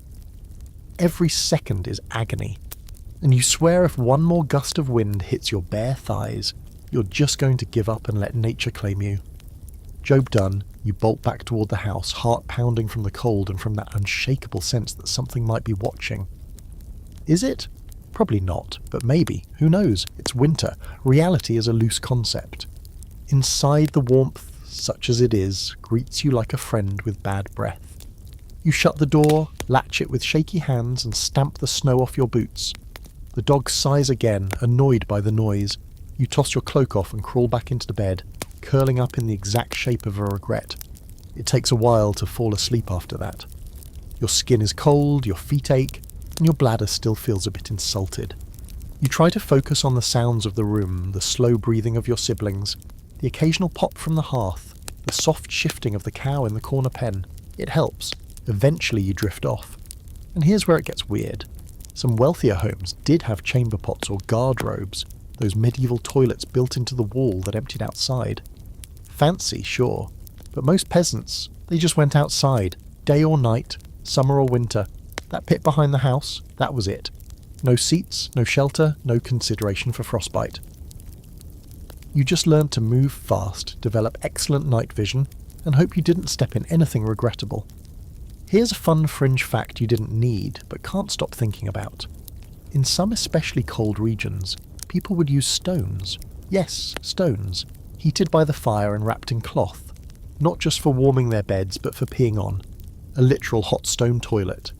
Say what you want, but that's innovation born of suffering.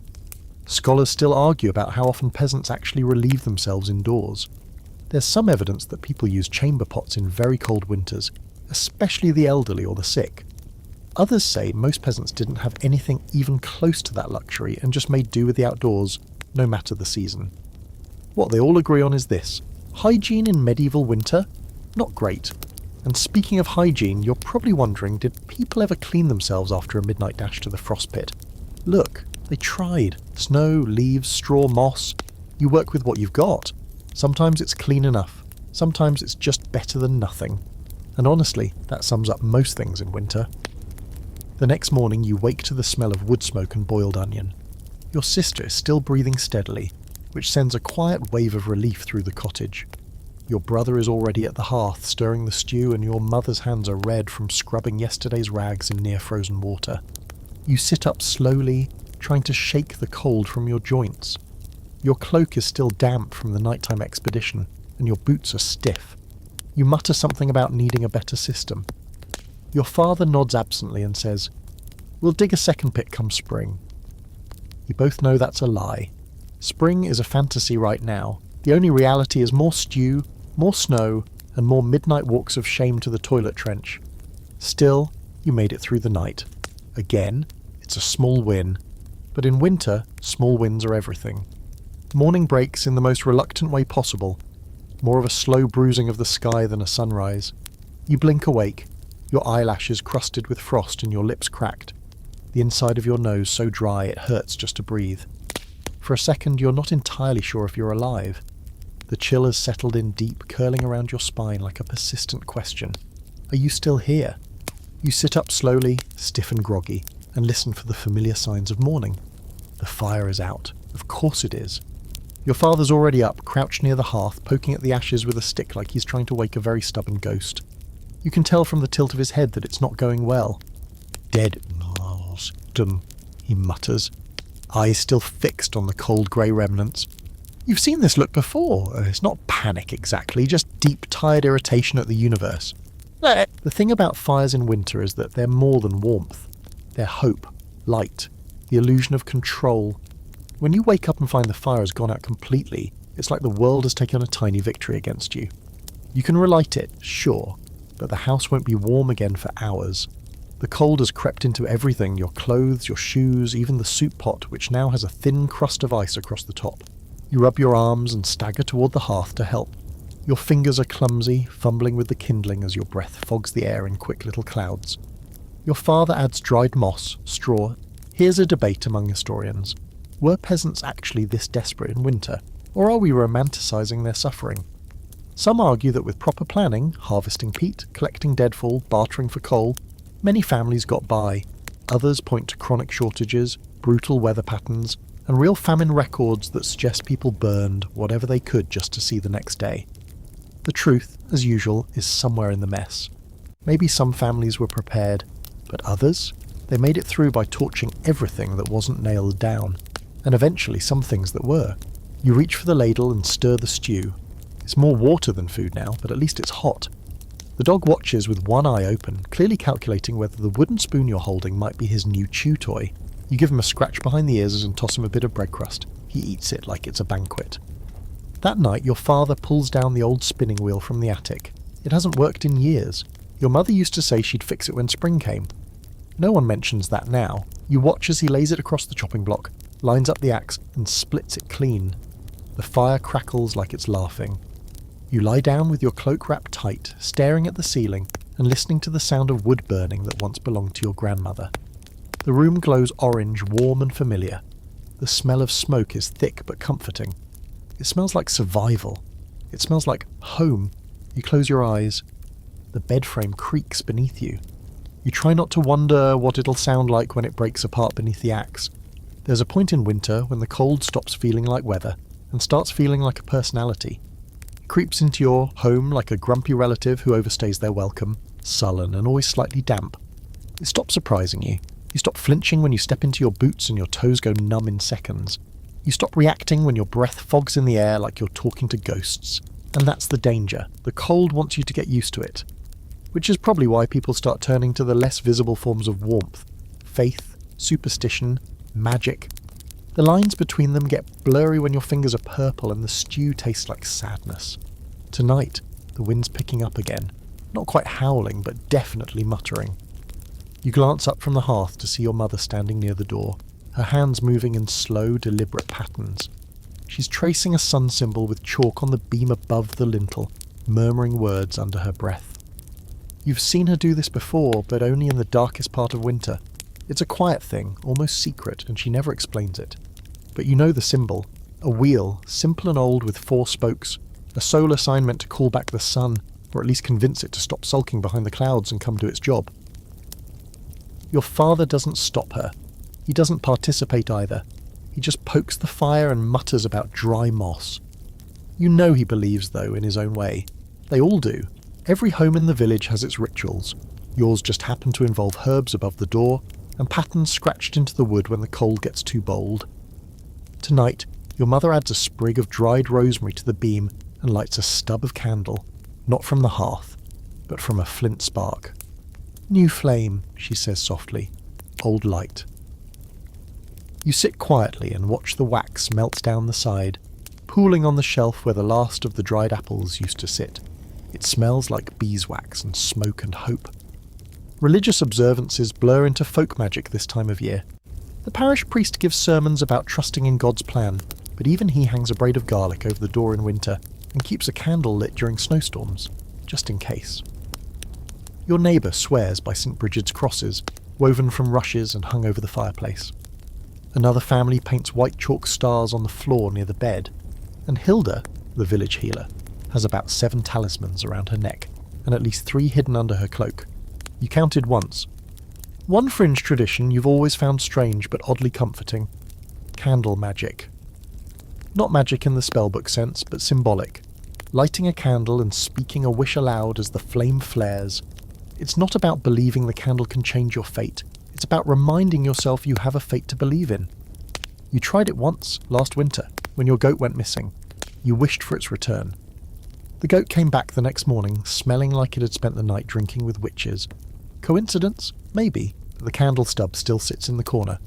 You reach into the small pouch tied to the beam, the one with dried sage, thyme, and a pinch of salt. Your mother calls it the sleep blend. You scatter a bit into the fire now, and the smoke curls up with a different scent. Sharper. Cleaner. The room feels less heavy. Maybe it's just psychological. Maybe that's the point. And here's where scholars get into arguments again. Some believe that medieval peasants had a rich, structured belief system, full of practical rituals passed down through generations. Others think most of it was scattershot, local traditions, misunderstood saints, half-pagan customs tacked onto Christian calendars.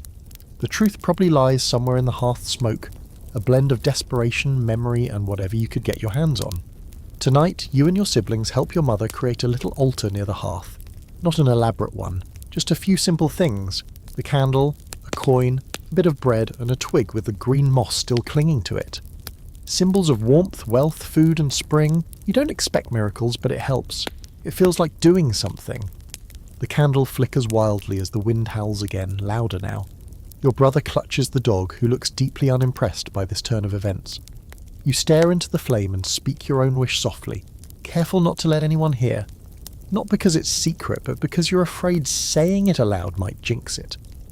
You wish for one morning where you can see the sun. That's it. Just light. Real light. You glance at the window where frost curls across the cloth like fingers. The snow outside has drifted halfway up the wall now. You're not even sure where the front path ends anymore. But inside, the fire is steady. The charm above the door glows faintly with waxy light, and the room smells like sage and bread crusts. Your father finally joins you by the hearth, sitting down with a grunt and rubbing his hands together. He doesn't say anything, but you notice he slips the rosemary from the beam into his coat pocket. Just for luck, probably, or just for warmth. Later, as you curl into the bed box with your siblings, you see the candle stub still flickering on the hearth. It's almost out, but not quite. Your mother lets it burn down naturally, never snuffing it. "Let the wish go out on its own," she once said. "It'll find its way." You fall asleep to the smell of herbs and wax and wood smoke. You dream of fire that never dies, of sunlight that melts the snow, and of saints and spirits passing through your cottage, nodding quietly at the symbols above your door before stepping back into the dark. You wake in the night once and swear you see the candle flame move, just slightly, like it's dancing for someone else.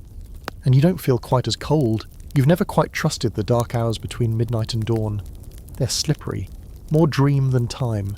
The fire drops low, the wind shifts direction, and the walls of the cottage feel less like a home and more like a hollow shell suspended in frost. You lie awake in the bed box, pressed between your brother's knees and your sister's cough, and listen to the soft crackle of the hearth. You're not sure if you're asleep or just very still. Then your eyes open and everything feels wrong.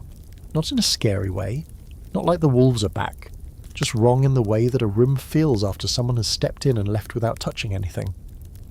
You glance at the window, still dark but not black, the kind of soft grey that means it's almost morning. You stare at the ceiling and realise once again that you've woken in the middle of the night. Again. And you're not alone. Your father is already up, stirring the fire. Your mother's sitting beside him, her head wrapped in a shawl, hands cradling a warm cup. They're not talking, just sitting, awake, like it's the most normal thing in the world. And weirdly it is. Because in this house, and in others like it, you don't always sleep straight through. In fact, you rarely do. Winter has its own rhythm, one you've fallen into without ever realising it. A pattern of first sleep and second sleep. You crawl out of the bed box and tiptoe to the hearth, wrapping a blanket around your shoulders. The heat feels different in these hours, more intimate, less a shield against the cold and more of a companion. Your father nods at you, not surprised you're awake. He hands you a half mug of warm ale. "Good timing," he murmurs. He says it like this is a normal time to be up, because it is. First sleep begins not long after sundown, especially in winter when darkness shows up before supper's finished. Everyone collapses into bed early, worn out by chores, cold and thin stew. But somewhere in the middle of the night the house stirs, eyes open, limbs stretch, people rise. Not to start the day, just to exist, to sit, to think, to be. This watching hour, as some folks call it, is when your mother mends clothes. Your father checks the animals, sometimes they talk quietly, sometimes they don't. You've heard them laugh in this hour, share stories they don't tell in daylight. The kind you only tell when the wind is rattling the roof and the rest of the world is asleep. Tonight, you just sit with them. You don't say anything. You sip your drink and let the warmth settle into your bones. The firelight dances on the walls, and the dog stretches out at your feet, groaning like the floor offended him personally. This split sleep thing isn't just your family being strange. It's a real rhythm, natural in fact. Some historians say medieval folks commonly broke their sleep into two parts. First sleep, which started shortly after nightfall, and second sleep, which picked up again in the early morning hours. In between, there was this liminal space, a twilight of wakefulness. People used it to pray, read, stoke fires, or talk. Some even visited neighbours, if the moonlight was good and the snow wasn't too deep. Imagine that, trudging through a frozen village at 2 a.m. just to borrow a needle, or hear the latest gossip. Others used the time for, let's call it, marital intimacy. Your parents don't talk about that part. Thank the saints. You stretch your legs toward the fire and glance at your sister, still asleep in the bedbox. Her fever hasn't come back. Her skin looks less ghost-like. That, at least, feels like a win. Your mother hums softly to herself as she threads a needle and begins stitching a torn sleeve. Her fingers move with the kind of grace that comes from repetition, not joy. You watch her for a while, hypnotized by the rhythm, the fire, the strange silence of the house, and then, just as naturally as it began, the second wave of sleep returns. You feel it roll in like a soft fog, pulling at your eyelids, curling around your spine. You finish the ale, now lukewarm, and set the mug down. Your father tosses another stick into the fire and nods toward the bed. No words, just a shared understanding. The hour has passed. The night is closing its second hand. You climb back into the bedbox, rearranging yourself in the limited real estate between your siblings. The straw crinkles beneath you, and the wool itches your neck, but you're already fading. The warmth from the hearth still lingers, caught in your cloak and fingers. You close your eyes and don't open them again until the sky is lighter, and the rooster, confused as ever, begins its off-key crowing from somewhere near the frozen coop. When you rise again, it's with a strange sense of balance, like you've lived 2 nights in one, and maybe, in a way, you have. Here's the fringe bit that never gets taught in history lessons. Some monks and scholars used the watching hour to write. The hours between sleeps were said to be clear and peaceful, even blessed. Your thoughts weren't cluttered yet. Your body wasn't burden-nursed. Ideas came easier. Some believed it was a sacred time, a whisper between the chaos of days, a pause in the noise. You don't know about sacred, but you do know that this morning feels quieter, softer. The fire is already lit. The house smells like something almost edible. Your sister smiles when you hand her her cup. Your mother's shawl is still draped on her shoulders.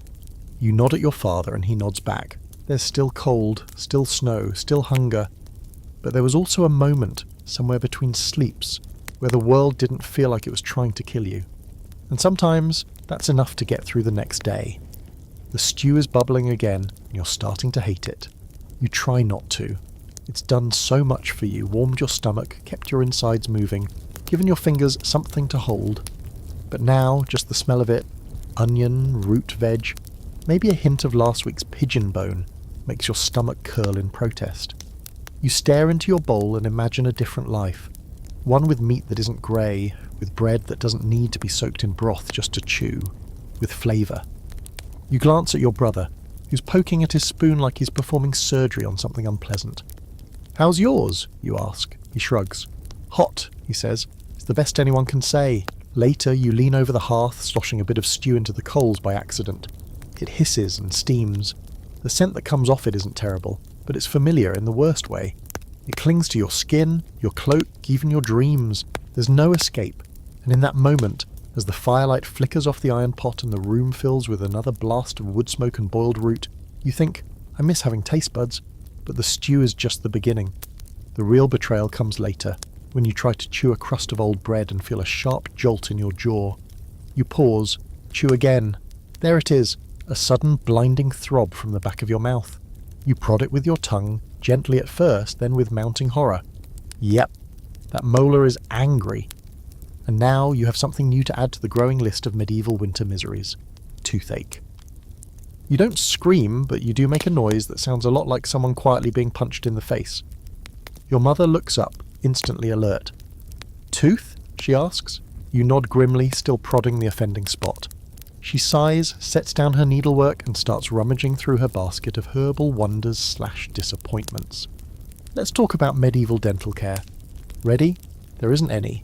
Not unless you count rinsing your mouth with vinegar, chewing mint, or stuffing a wad of moss into your cheek and hoping for a miracle. Teeth are a luxury here. If you're old and still have most of them, you're a walking miracle. If you're young and already missing a few, well, join the club. The culprit in your case is probably rot, brought on by too many stale grains and not enough anything else. Maybe a cracked tooth from biting into an unsoaked crust, maybe just bad luck. Whatever the cause, it's here now, pulsing in time with your heartbeat. Your mother hands you a thick paste she's mashed from cloves and wine. "Hold it there," she says, pressing the bundle into your palm. "Don't swallow it. It's not for eating." As if you were remotely tempted. You apply the mash and wait. The clove numbs your tongue first, then the edge of your throat, then finally, blessedly, the tooth. It's not gone, but it's dulled. Like the pain has been swaddled and told to hush, you lean back against the wall and let your jaw hang open slightly, hoping air will help. Here's a delightful fringe detail. Some people in your village believe that a toothache is caused by tiny invisible worms that crawl inside and gnaw from within. You know it's ridiculous, probably, but when your jaw's throbbing and your whole skull feels like it's trying to boil from the inside out, the idea of tiny spite worms starts to sound oddly plausible. And here's where the scholars come in, bless them. They argue endlessly over whether medieval people truly believed in toothworms. Some evidence suggests they did. There are illustrations, poems, even tools supposedly used to draw the worms out. Others argue that the worm theory was symbolic, not literal, a metaphor for the decay and pain that came from within. Either way, no one had a solution. If your tooth got bad enough, the options were limited. Option 1, suffer. Option 2, Hilda. Yes, Hilda again. She's not a dentist, no one is. But she has a set of pliers and the kind of grim smile that makes you instantly regret walking through her door. People say she can pull a pain right out of your skull, which sounds comforting until you realise it means exactly what it sounds like. One yank, one scream, one fewer tooth in your face. You're not there yet, not tonight. For now, the clove paste is holding, barely. As the day drags on, you keep to softer foods. Thick broth, bits of porridge, a very sad boiled turnip. You avoid chewing on the bad side, which turns mealtime into a frustrating, one-sided battle. The dog watches you the whole time with that judgmental expression he reserves for weakness. You glare at him and he yawns. The cold doesn't help, of course. Cold air seeps in through the cracks, wraps around your face like a damp rag, and makes the ache return with every sharp breath. You tie a wool scarf around your mouth, which helps slightly, though it also makes you look like a very sick bandit. You try not to whine. Your sister's still recovering from her fever, and your brother sliced his hand open on a frozen hinge yesterday. Everyone's hurting. You don't get special treatment just because one of your teeth is throwing a tantrum. That night your mother makes another poultice, this one with sage, a dash of salt, and a bit of something that smells suspiciously like wood varnish. You're too tired to argue. You hold it against your cheek and listen to the wind outside. Another long, cold night.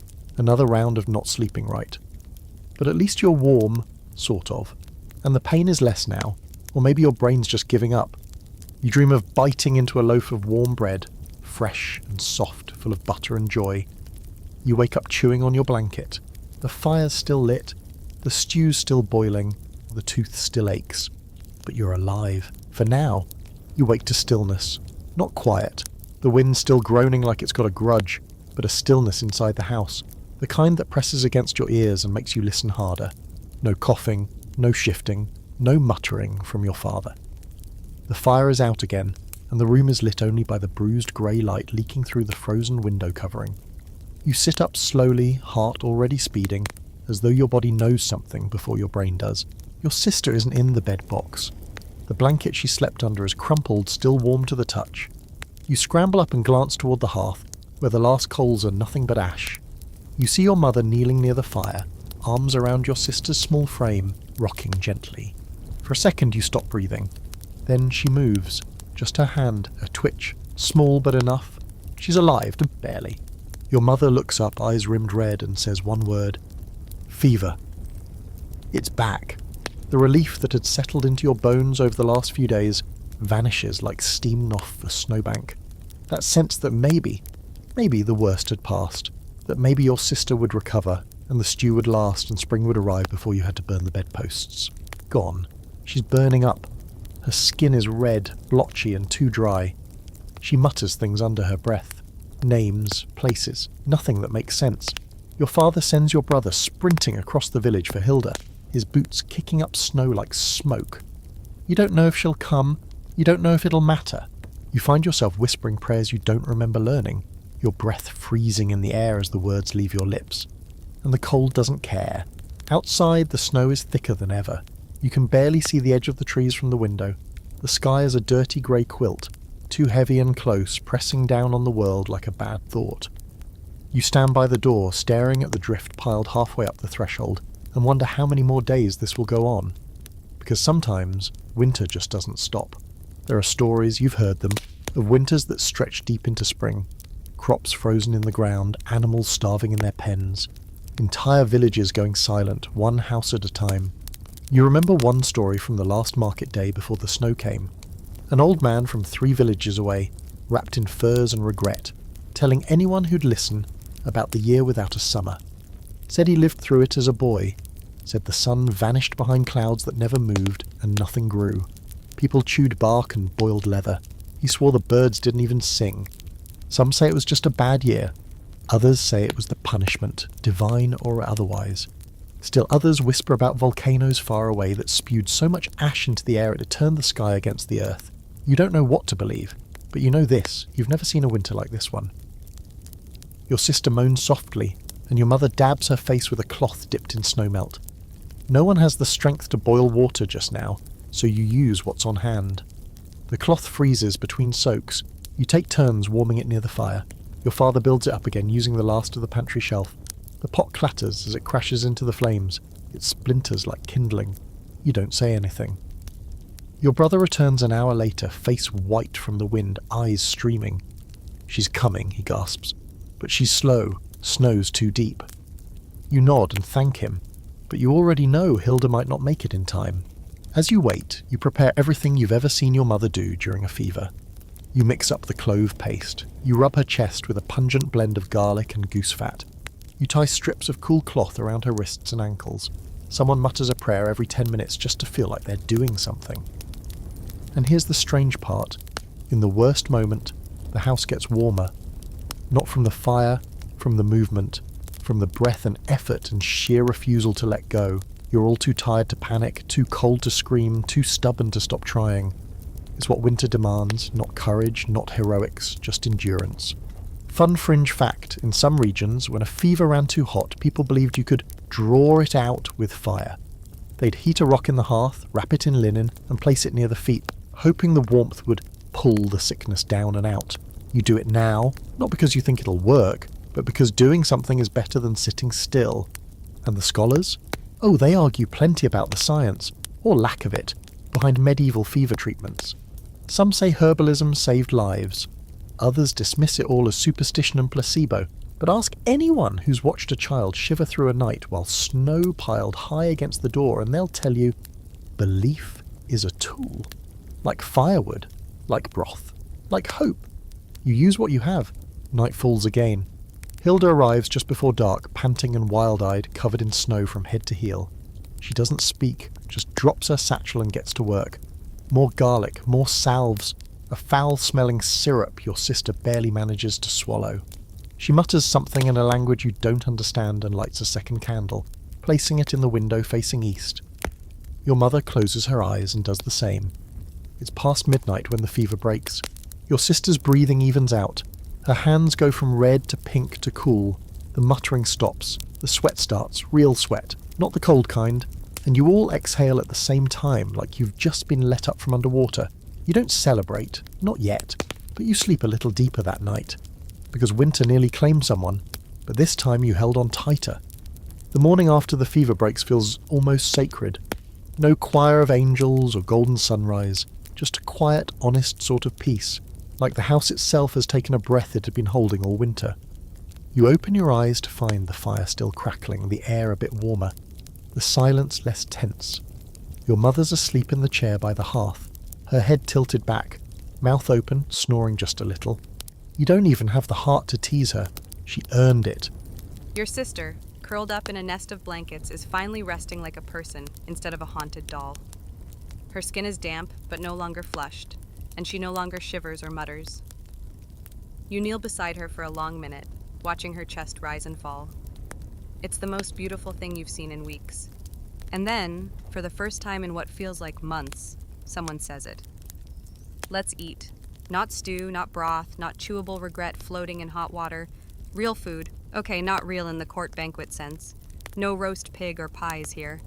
But something different, something that smells like intention. Your father has gathered the last of the flour and mixed it with melted snow, a pinch of salt, and the smallest drizzle of the honey hoarded since late summer. It's barely enough to cover your palm, but it's going in the pan. Feast day, he says with a crooked grin, eyes full of exhaustion and something dangerously close to joy. It's not an official feast day on the church calendar. There are no saints involved. It's just that after weeks of scraping by, someone felt strong enough to try, to celebrate, to remind everyone that being alive is still a thing worth honoring. He drops a lump of dough onto the hot iron pan, and it hisses immediately, the sound like applause in miniature. You all lean forward as it cooks, heads tilted like curious birds. Even the dog's ears perk up, and he sits taller, tail thumping the dirt floor like a metronome of hope. The smell spreads fast, sweet, warm, slightly burnt on the edges, and it fills the cottage with something close to comfort. Your brother actually laughs when the first flat cake hits the plate. Your sister, bleary-eyed, manages a whisper. Is that for me? And of course it is. She gets the first bite, which she chews slowly, reverently, like a priest taking communion. You think she might cry. You kind of want to cry too. Then it's your turn. You get a piece no larger than your hand, but when you bite into it, it's heaven. Warm and soft in the middle, crisp at the edges, with just a hint of sweetness that makes you think, dangerously, about fruit. Your mouth remembers flavor, and it's almost too much. This is more than food. It's proof that there's still something left, that you haven't burned it all, eaten it all, lost it all. Feasting in winter is rare, but not impossible. Even peasants made time for it, especially when spirits were low. You didn't need a whole pig or barrels of ale to call it a feast. Sometimes, all it took was doing something on purpose, making something special from the scraps. A flat cake, a hot drink, a little music, if someone still had fingers nimble enough to play. And that's exactly what happens. Your mother, newly awake and blinking like a cave dweller dragged into daylight, pulls out the old bone flute your sister carved last year. It's a crude thing, made from a goose wing and a lot of overconfidence, but it makes sound. Kind of. She plays a few notes, wavery, off-key, but familiar, and suddenly the room has rhythm. Your brother starts tapping on the overturned cooking pot. Your father claps along, and the dog barks in confusion. You sit back, full of cake and surrounded by music that wouldn't pass muster anywhere else. And for a few minutes, you feel full. Really full. Not just in your belly, in your chest. Outside, the snow still falls. The wind still tugs at the eaves. But inside, something has shifted. You've reclaimed a little joy. You've taken back space from winter. Here's a strange fringe fact. In some villages, it was considered bad luck not to feast after surviving a sickness. They believed you had to mark the escape, to thank whatever spirits or saints or sheer dumb luck carried you through. If you didn't, it might return, or worse, take someone else. So even if you had nothing, you made something. A crust of bread shaped like a heart, a bit of soup stirred widdershins, a candle lit at dusk. Survival wasn't just survival. It had to be acknowledged. Scholars sometimes dismiss these traditions as quaint or exaggerated, but when you're living it, when you've watched fever tug someone to the edge and then barely let them go, it doesn't feel silly. It feels necessary. Later that day, you and your brother brave the outside for more firewood. The wind's worse than before, but you walk with a different energy now. The kind that comes from winning a round. You find a few good branches near the tree line and drag them back triumphantly. Your hands go numb, your cheeks sting, but you're grinning like a fool the whole way. Back at the cottage, your sister's sitting upright for the first time in days, swaddled in enough blankets to look like a particularly judgmental turnip. She smiles when she sees the wood. Your father lights the fire higher than usual. Your mother hums a tune you don't recognize.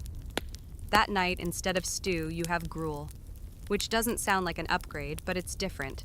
Oats, water, a pinch of salt, and, this is the big one, a spoonful of dried apple stirred in for flavor. It's lumpy and weird and kind of gray, but it tastes like triumph. Afterward, you all sit around the fire, too full to sleep, too exhausted to talk. The wind rattles the shutters, but the house doesn't feel threatened anymore. It feels held. You made it through the worst, you think. And even if more bad nights are coming, tonight is a good one. You fall asleep with warmth in your belly, music in your ears, and the taste of honey still lingering on your tongue. Kids don't really understand the cold the way adults do. Sure, they feel it, they shiver and whine, and their fingers go red and raw just like yours. But they don't grasp it, not truly, not the way it lingers in your joints or leaches into your hope. For children, cold is temporary. It's just the price you pay for running outside to chase a chicken or slide down a frozen hill on a broken board. For adults, it's something heavier, a weight, a threat, a presence that doesn't go away even when the fire is roaring. Still, the kids in your household somehow manage to carve out moments of play in the bleakest corners of the season. Your little brother, cheeks bright with windburn, spent half the morning turning lumps of icy mud into an army of what he claims are guard pigs to defend the woodpile from wolves. He even gave them tiny bark helmets. Your sister, finally awake and almost stable after her brush with the fever, watched from inside, eyes tired but smiling as he narrated their heroic battle against imaginary foes. It's almost absurd, this defiance, this willingness to pretend in the face of such an obviously unfriendly world. But that's childhood, isn't it? Making magic out of misery. You remember doing it too, building snow forts with rotten timbers, sledding down the root cellar's frozen slope, eating icicles off the roof and pretending they were royal feasts. You didn't know then that the roof was leaking, that the bread was running low, that your mother was deciding whether she could stretch the meat another day. Kids weren't spared the cold, but they were spared the meaning of it. And yet, winter didn't ignore them. You remember last year when a neighbor's child, a boy no older than your brother, didn't wake up after a particularly bitter night. No fever, no wolves, just cold. You remember the silence that followed in that house, how the mother moved through her chores like her limbs were made of smoke. The fire was never quite the same in there afterward. So even though your siblings laugh and build guard pigs and make up songs about stealing honey from bees in the afterlife, you still watch them with quiet worry. You check their fingers, their noses, their breath in the morning. You make sure they eat something, even if it's just hot broth. You make sure their cloaks are patched and their boots stuffed with hay. And when they're not looking, you add another log to the fire, even if it's meant for tomorrow. Children survived medieval winters by being protected. Not by walls, those were flimsy and cold, but by people. Layer after layer of care from tired hands who'd seen too many bad seasons to pretend otherwise. Babies were swaddled and tucked under cloaks. Toddlers slept between adults like living kindling. Older children shared the bed box and sometimes didn't even get their own blanket, just shared body heat and dreams. You remember being small and sleeping under the same fur as your cousins. There were 8 of you in one bed, and you didn't complain, because that many bodies in one space meant you might actually keep your nose warm. You remember playing Ice Ghost under the blankets, pretending to haunt your siblings until they begged you to stop, then begged you to start again. And here's a bittersweet fringe fact. In some households, children were sent to sleep in barns on especially cold nights, not as punishment, but because it was warmer. Packed hay, warm animals, and smaller spaces meant less heat loss. If the cow liked you, you could sleep pressed right against its belly. Gross? Maybe, but cozy. Today, your brother asks if he can sleep by the hearth, not in the bed box, just near the fire, curled in a heap of blankets like a dog. You let him, He's earned it after patrolling the yard all morning with his bark-armored pigs. He falls asleep quickly, head on a stack of rags, mouth open, snoring softly. Your sister doesn't play much yet, but she watches. That's enough. She holds a carved button in her lap, her only real toy, and rolls it between her fingers, whispering to it like it's listening. You don't ask what she's saying, some magic shouldn't be interrupted. And here's where scholars argue again. Some say medieval children were treated like mini-adults, put to work young, given few chances to play, burdened early with survival. Others argue the opposite, that children were cherished and protected fiercely, even in poverty, that play and laughter were essential distractions in a world that offered few. Based on what you've seen, both are true. Your brother still helps gather wood. Your sister still tries to stir the stew when she has the strength. But they're allowed joy, too. They're allowed to throw snowballs, to sing badly, to believe their stuffed goose, really just a sack with feathers, has a name and feelings. You fall asleep that night to the sound of your brother whispering a story to the dog. Something about a prince who lives in a well and only comes out when the snow melts. The dog doesn't understand, but he wags his tail anyway. And for a moment, the cottage doesn't feel like a trap or a coffin. It feels like a world where children still have dreams. And as long as they do, so do you. The change is so small at first, you almost miss it. You're outside, early, gathering what little firewood you and your brother managed to dry under the lean-to. The air still bites your face and turns your breath into mist, but something's off. Not in a bad way, just different. You stand still for a second, brow furrowed, staring up at the sky. And then you get it. It's the light, there's more of it. Not much, just a few extra minutes, a sliver of brightness barely wider than a sigh. But it's there, real. The sky isn't quite so leaden today. The clouds look higher, thinner. The sun, though still pale and watery, hangs on just a touch longer before dipping behind the trees. You blink and check again, squinting like it's a trick. But no, it really is lasting longer. The sun, the light, the day. You drop your armload of sticks and rush back inside, bursting through the door with all the drama of someone returning from a holy vision. It's longer, you gasp. The day! It's longer! Your father raises an eyebrow, unimpressed. That's how seasons work, he says, deadpan. But your mother turns toward the window, squinting just like you did. Her lips twitch, not quite a smile, but close. I noticed, she says softly. Yesterday. Didn't want to jinx it. Your sister doesn't say anything. She's sitting in her usual spot, too wrapped in blankets to move much. But she closes her eyes, and you can tell she's picturing it. The sun lasting longer, the world slowly unfurling. After weeks of endless gray, it feels like a whisper from the earth. I'm still here. These early signs of spring are never dramatic.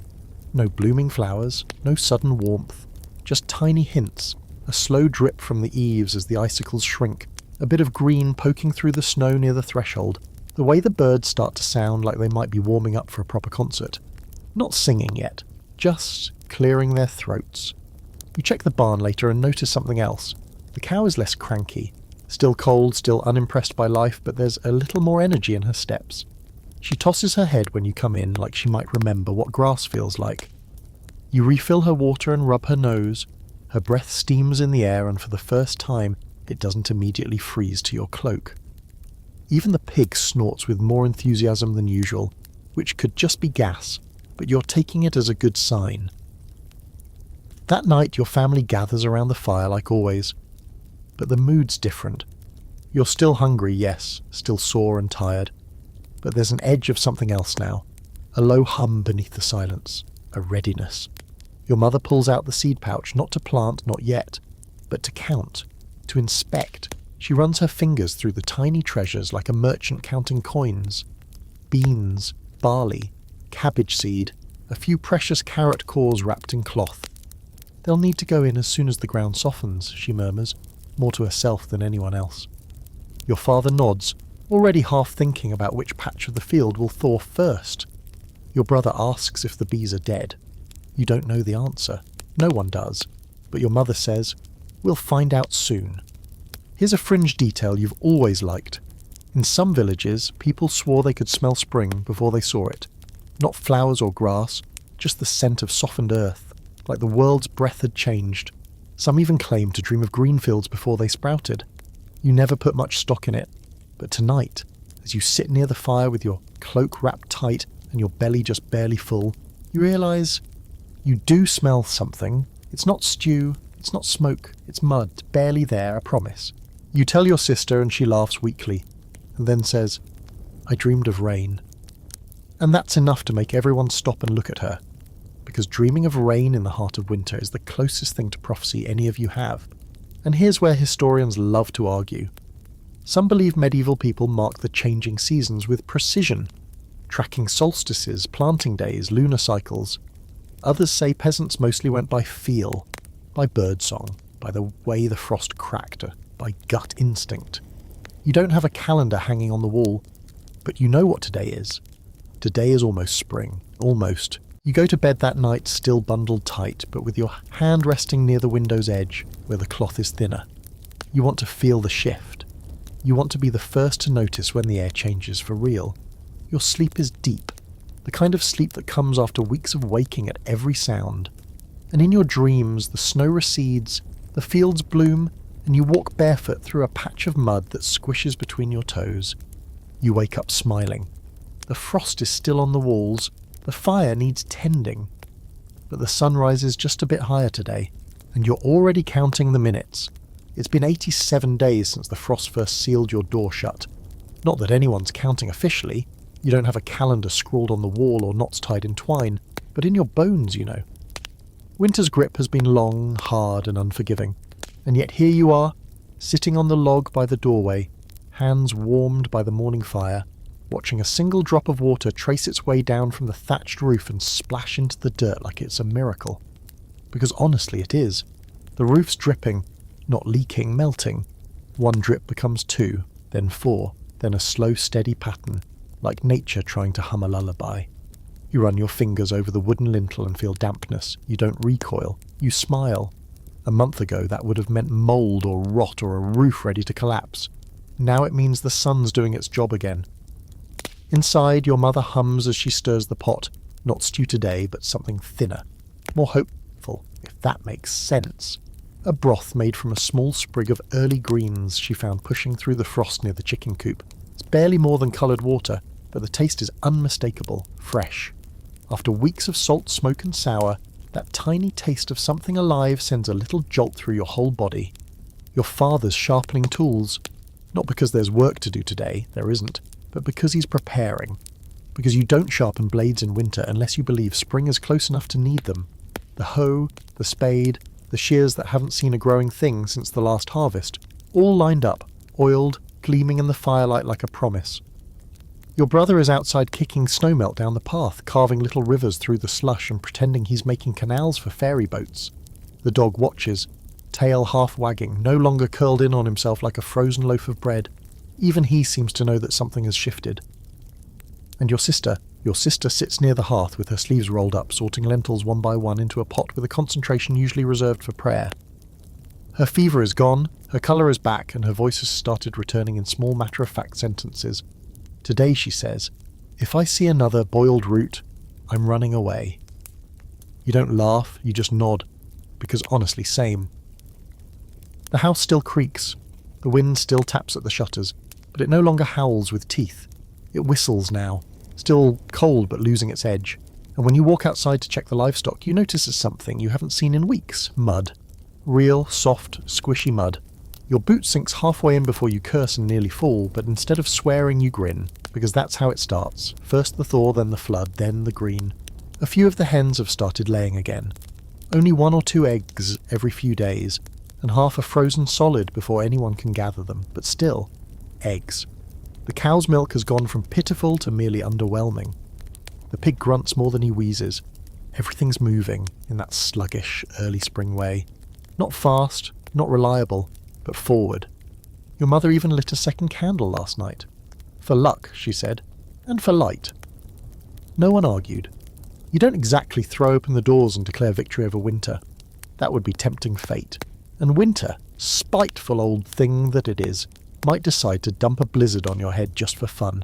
But even the old folks in the village, the ones who always mutter about just one more cold snap before the lambs arrive, are talking about planting, about digging, about going outside. And when the priest trudges through the village today, robes damp and beard frosted, he's not offering prayers for survival, he's blessing seeds. Seeds! You watch as he presses his wrinkled hands over a basket of barley kernels and murmurs something in Latin, then grins, actually grins, and says, "If the mice didn't get them all, you might eat well this year." Everyone laughs, real laughter, not the dry, bitter kind you heard in January, but something from the belly. Even the cows look amused. You help patch the roof this afternoon, climbing up on creaky beams and stuffing fresh straw between the old thatch to keep the coming rains out. The snow slides off in fat, wet clumps, landing with sloppy splats in the yard below. You don't mind. You'll take wet and messy over cold and dead any day. At one point you sit up there, hands muddy, boots soaked, and just look around. The village is waking up. Smoke curls from more chimneys. Doors open. Chickens squawk. Somewhere someone's hammering, probably mending a sled into a wheelbarrow. And for the first time in a very long time, no one looks like they're trying to vanish into their own coats. It's not warm exactly, but it's not hopeless. And here's something the historians rarely mention. No one celebrated surviving winter. Not formally. There were no parades or ceremonies or holidays, but that doesn't mean it wasn't marked. People painted their doors, swept their hearths, sang louder, ate better. Even if better just meant one egg and a cup of fresh greens, they noticed. Because getting through winter wasn't just an annual routine, it was an achievement. A gamble with death that this year you happened to win. So you sit on the roof a bit longer. Let the chill wind slap your cheeks and the watery sun squint down at you. You run a hand along the patchy thatch and mutter a thank you to it, even though it didn't always do its job. Your sister waves from below. "You're going to fall," she calls. You wave back. "If I do, aim me at the pig pen." Even she laughs. You climb down, your muscles aching in a good way for once. And as the sun sinks behind the trees, later than it did yesterday, you light the evening fire. Not to fight off despair, but just to be comfortable. The cold is still here, but so are you. You made it. All of you did. And now, as the last embers settle in the hearth and your family curls into their beds, something finally shifts. Not in the walls or the weather, but in you. The fear that sat on your chest all winter has lifted, not all at once, but slowly, like a blanket being peeled back in layers. You're still tired, still hungry, but you're also alive, and that counts for something. Tomorrow will bring more work. The fields need clearing, the tools need sharpening, and there are still repairs to make before spring fully blooms. But that's tomorrow. Tonight, you sit with your back to the warm stones, hands resting in your lap, listening to the soft, even breathing of your siblings and the quiet ticking of the cooling firewood. No wolves scratching at the walls, no fever moans, no midnight crises, just stillness, and the kind that doesn't feel like death this time, but like rest. You stare up at the low ceiling and realise, for the first time in a long while, that you've stopped counting how many days until the snow melts. You've stopped measuring life by the inches of wood left in the stack. You've stopped bracing. Spring isn't here yet, but you know it's coming, and you're ready. You smile a little in the dark and pull your blanket tighter around your shoulders, one hand brushing the edge of the windowsill where the frost has finally begun to retreat. Somehow, in spite of everything, you made it through. So go ahead, close your eyes. The worst is behind you now, and the earth is starting to wake up.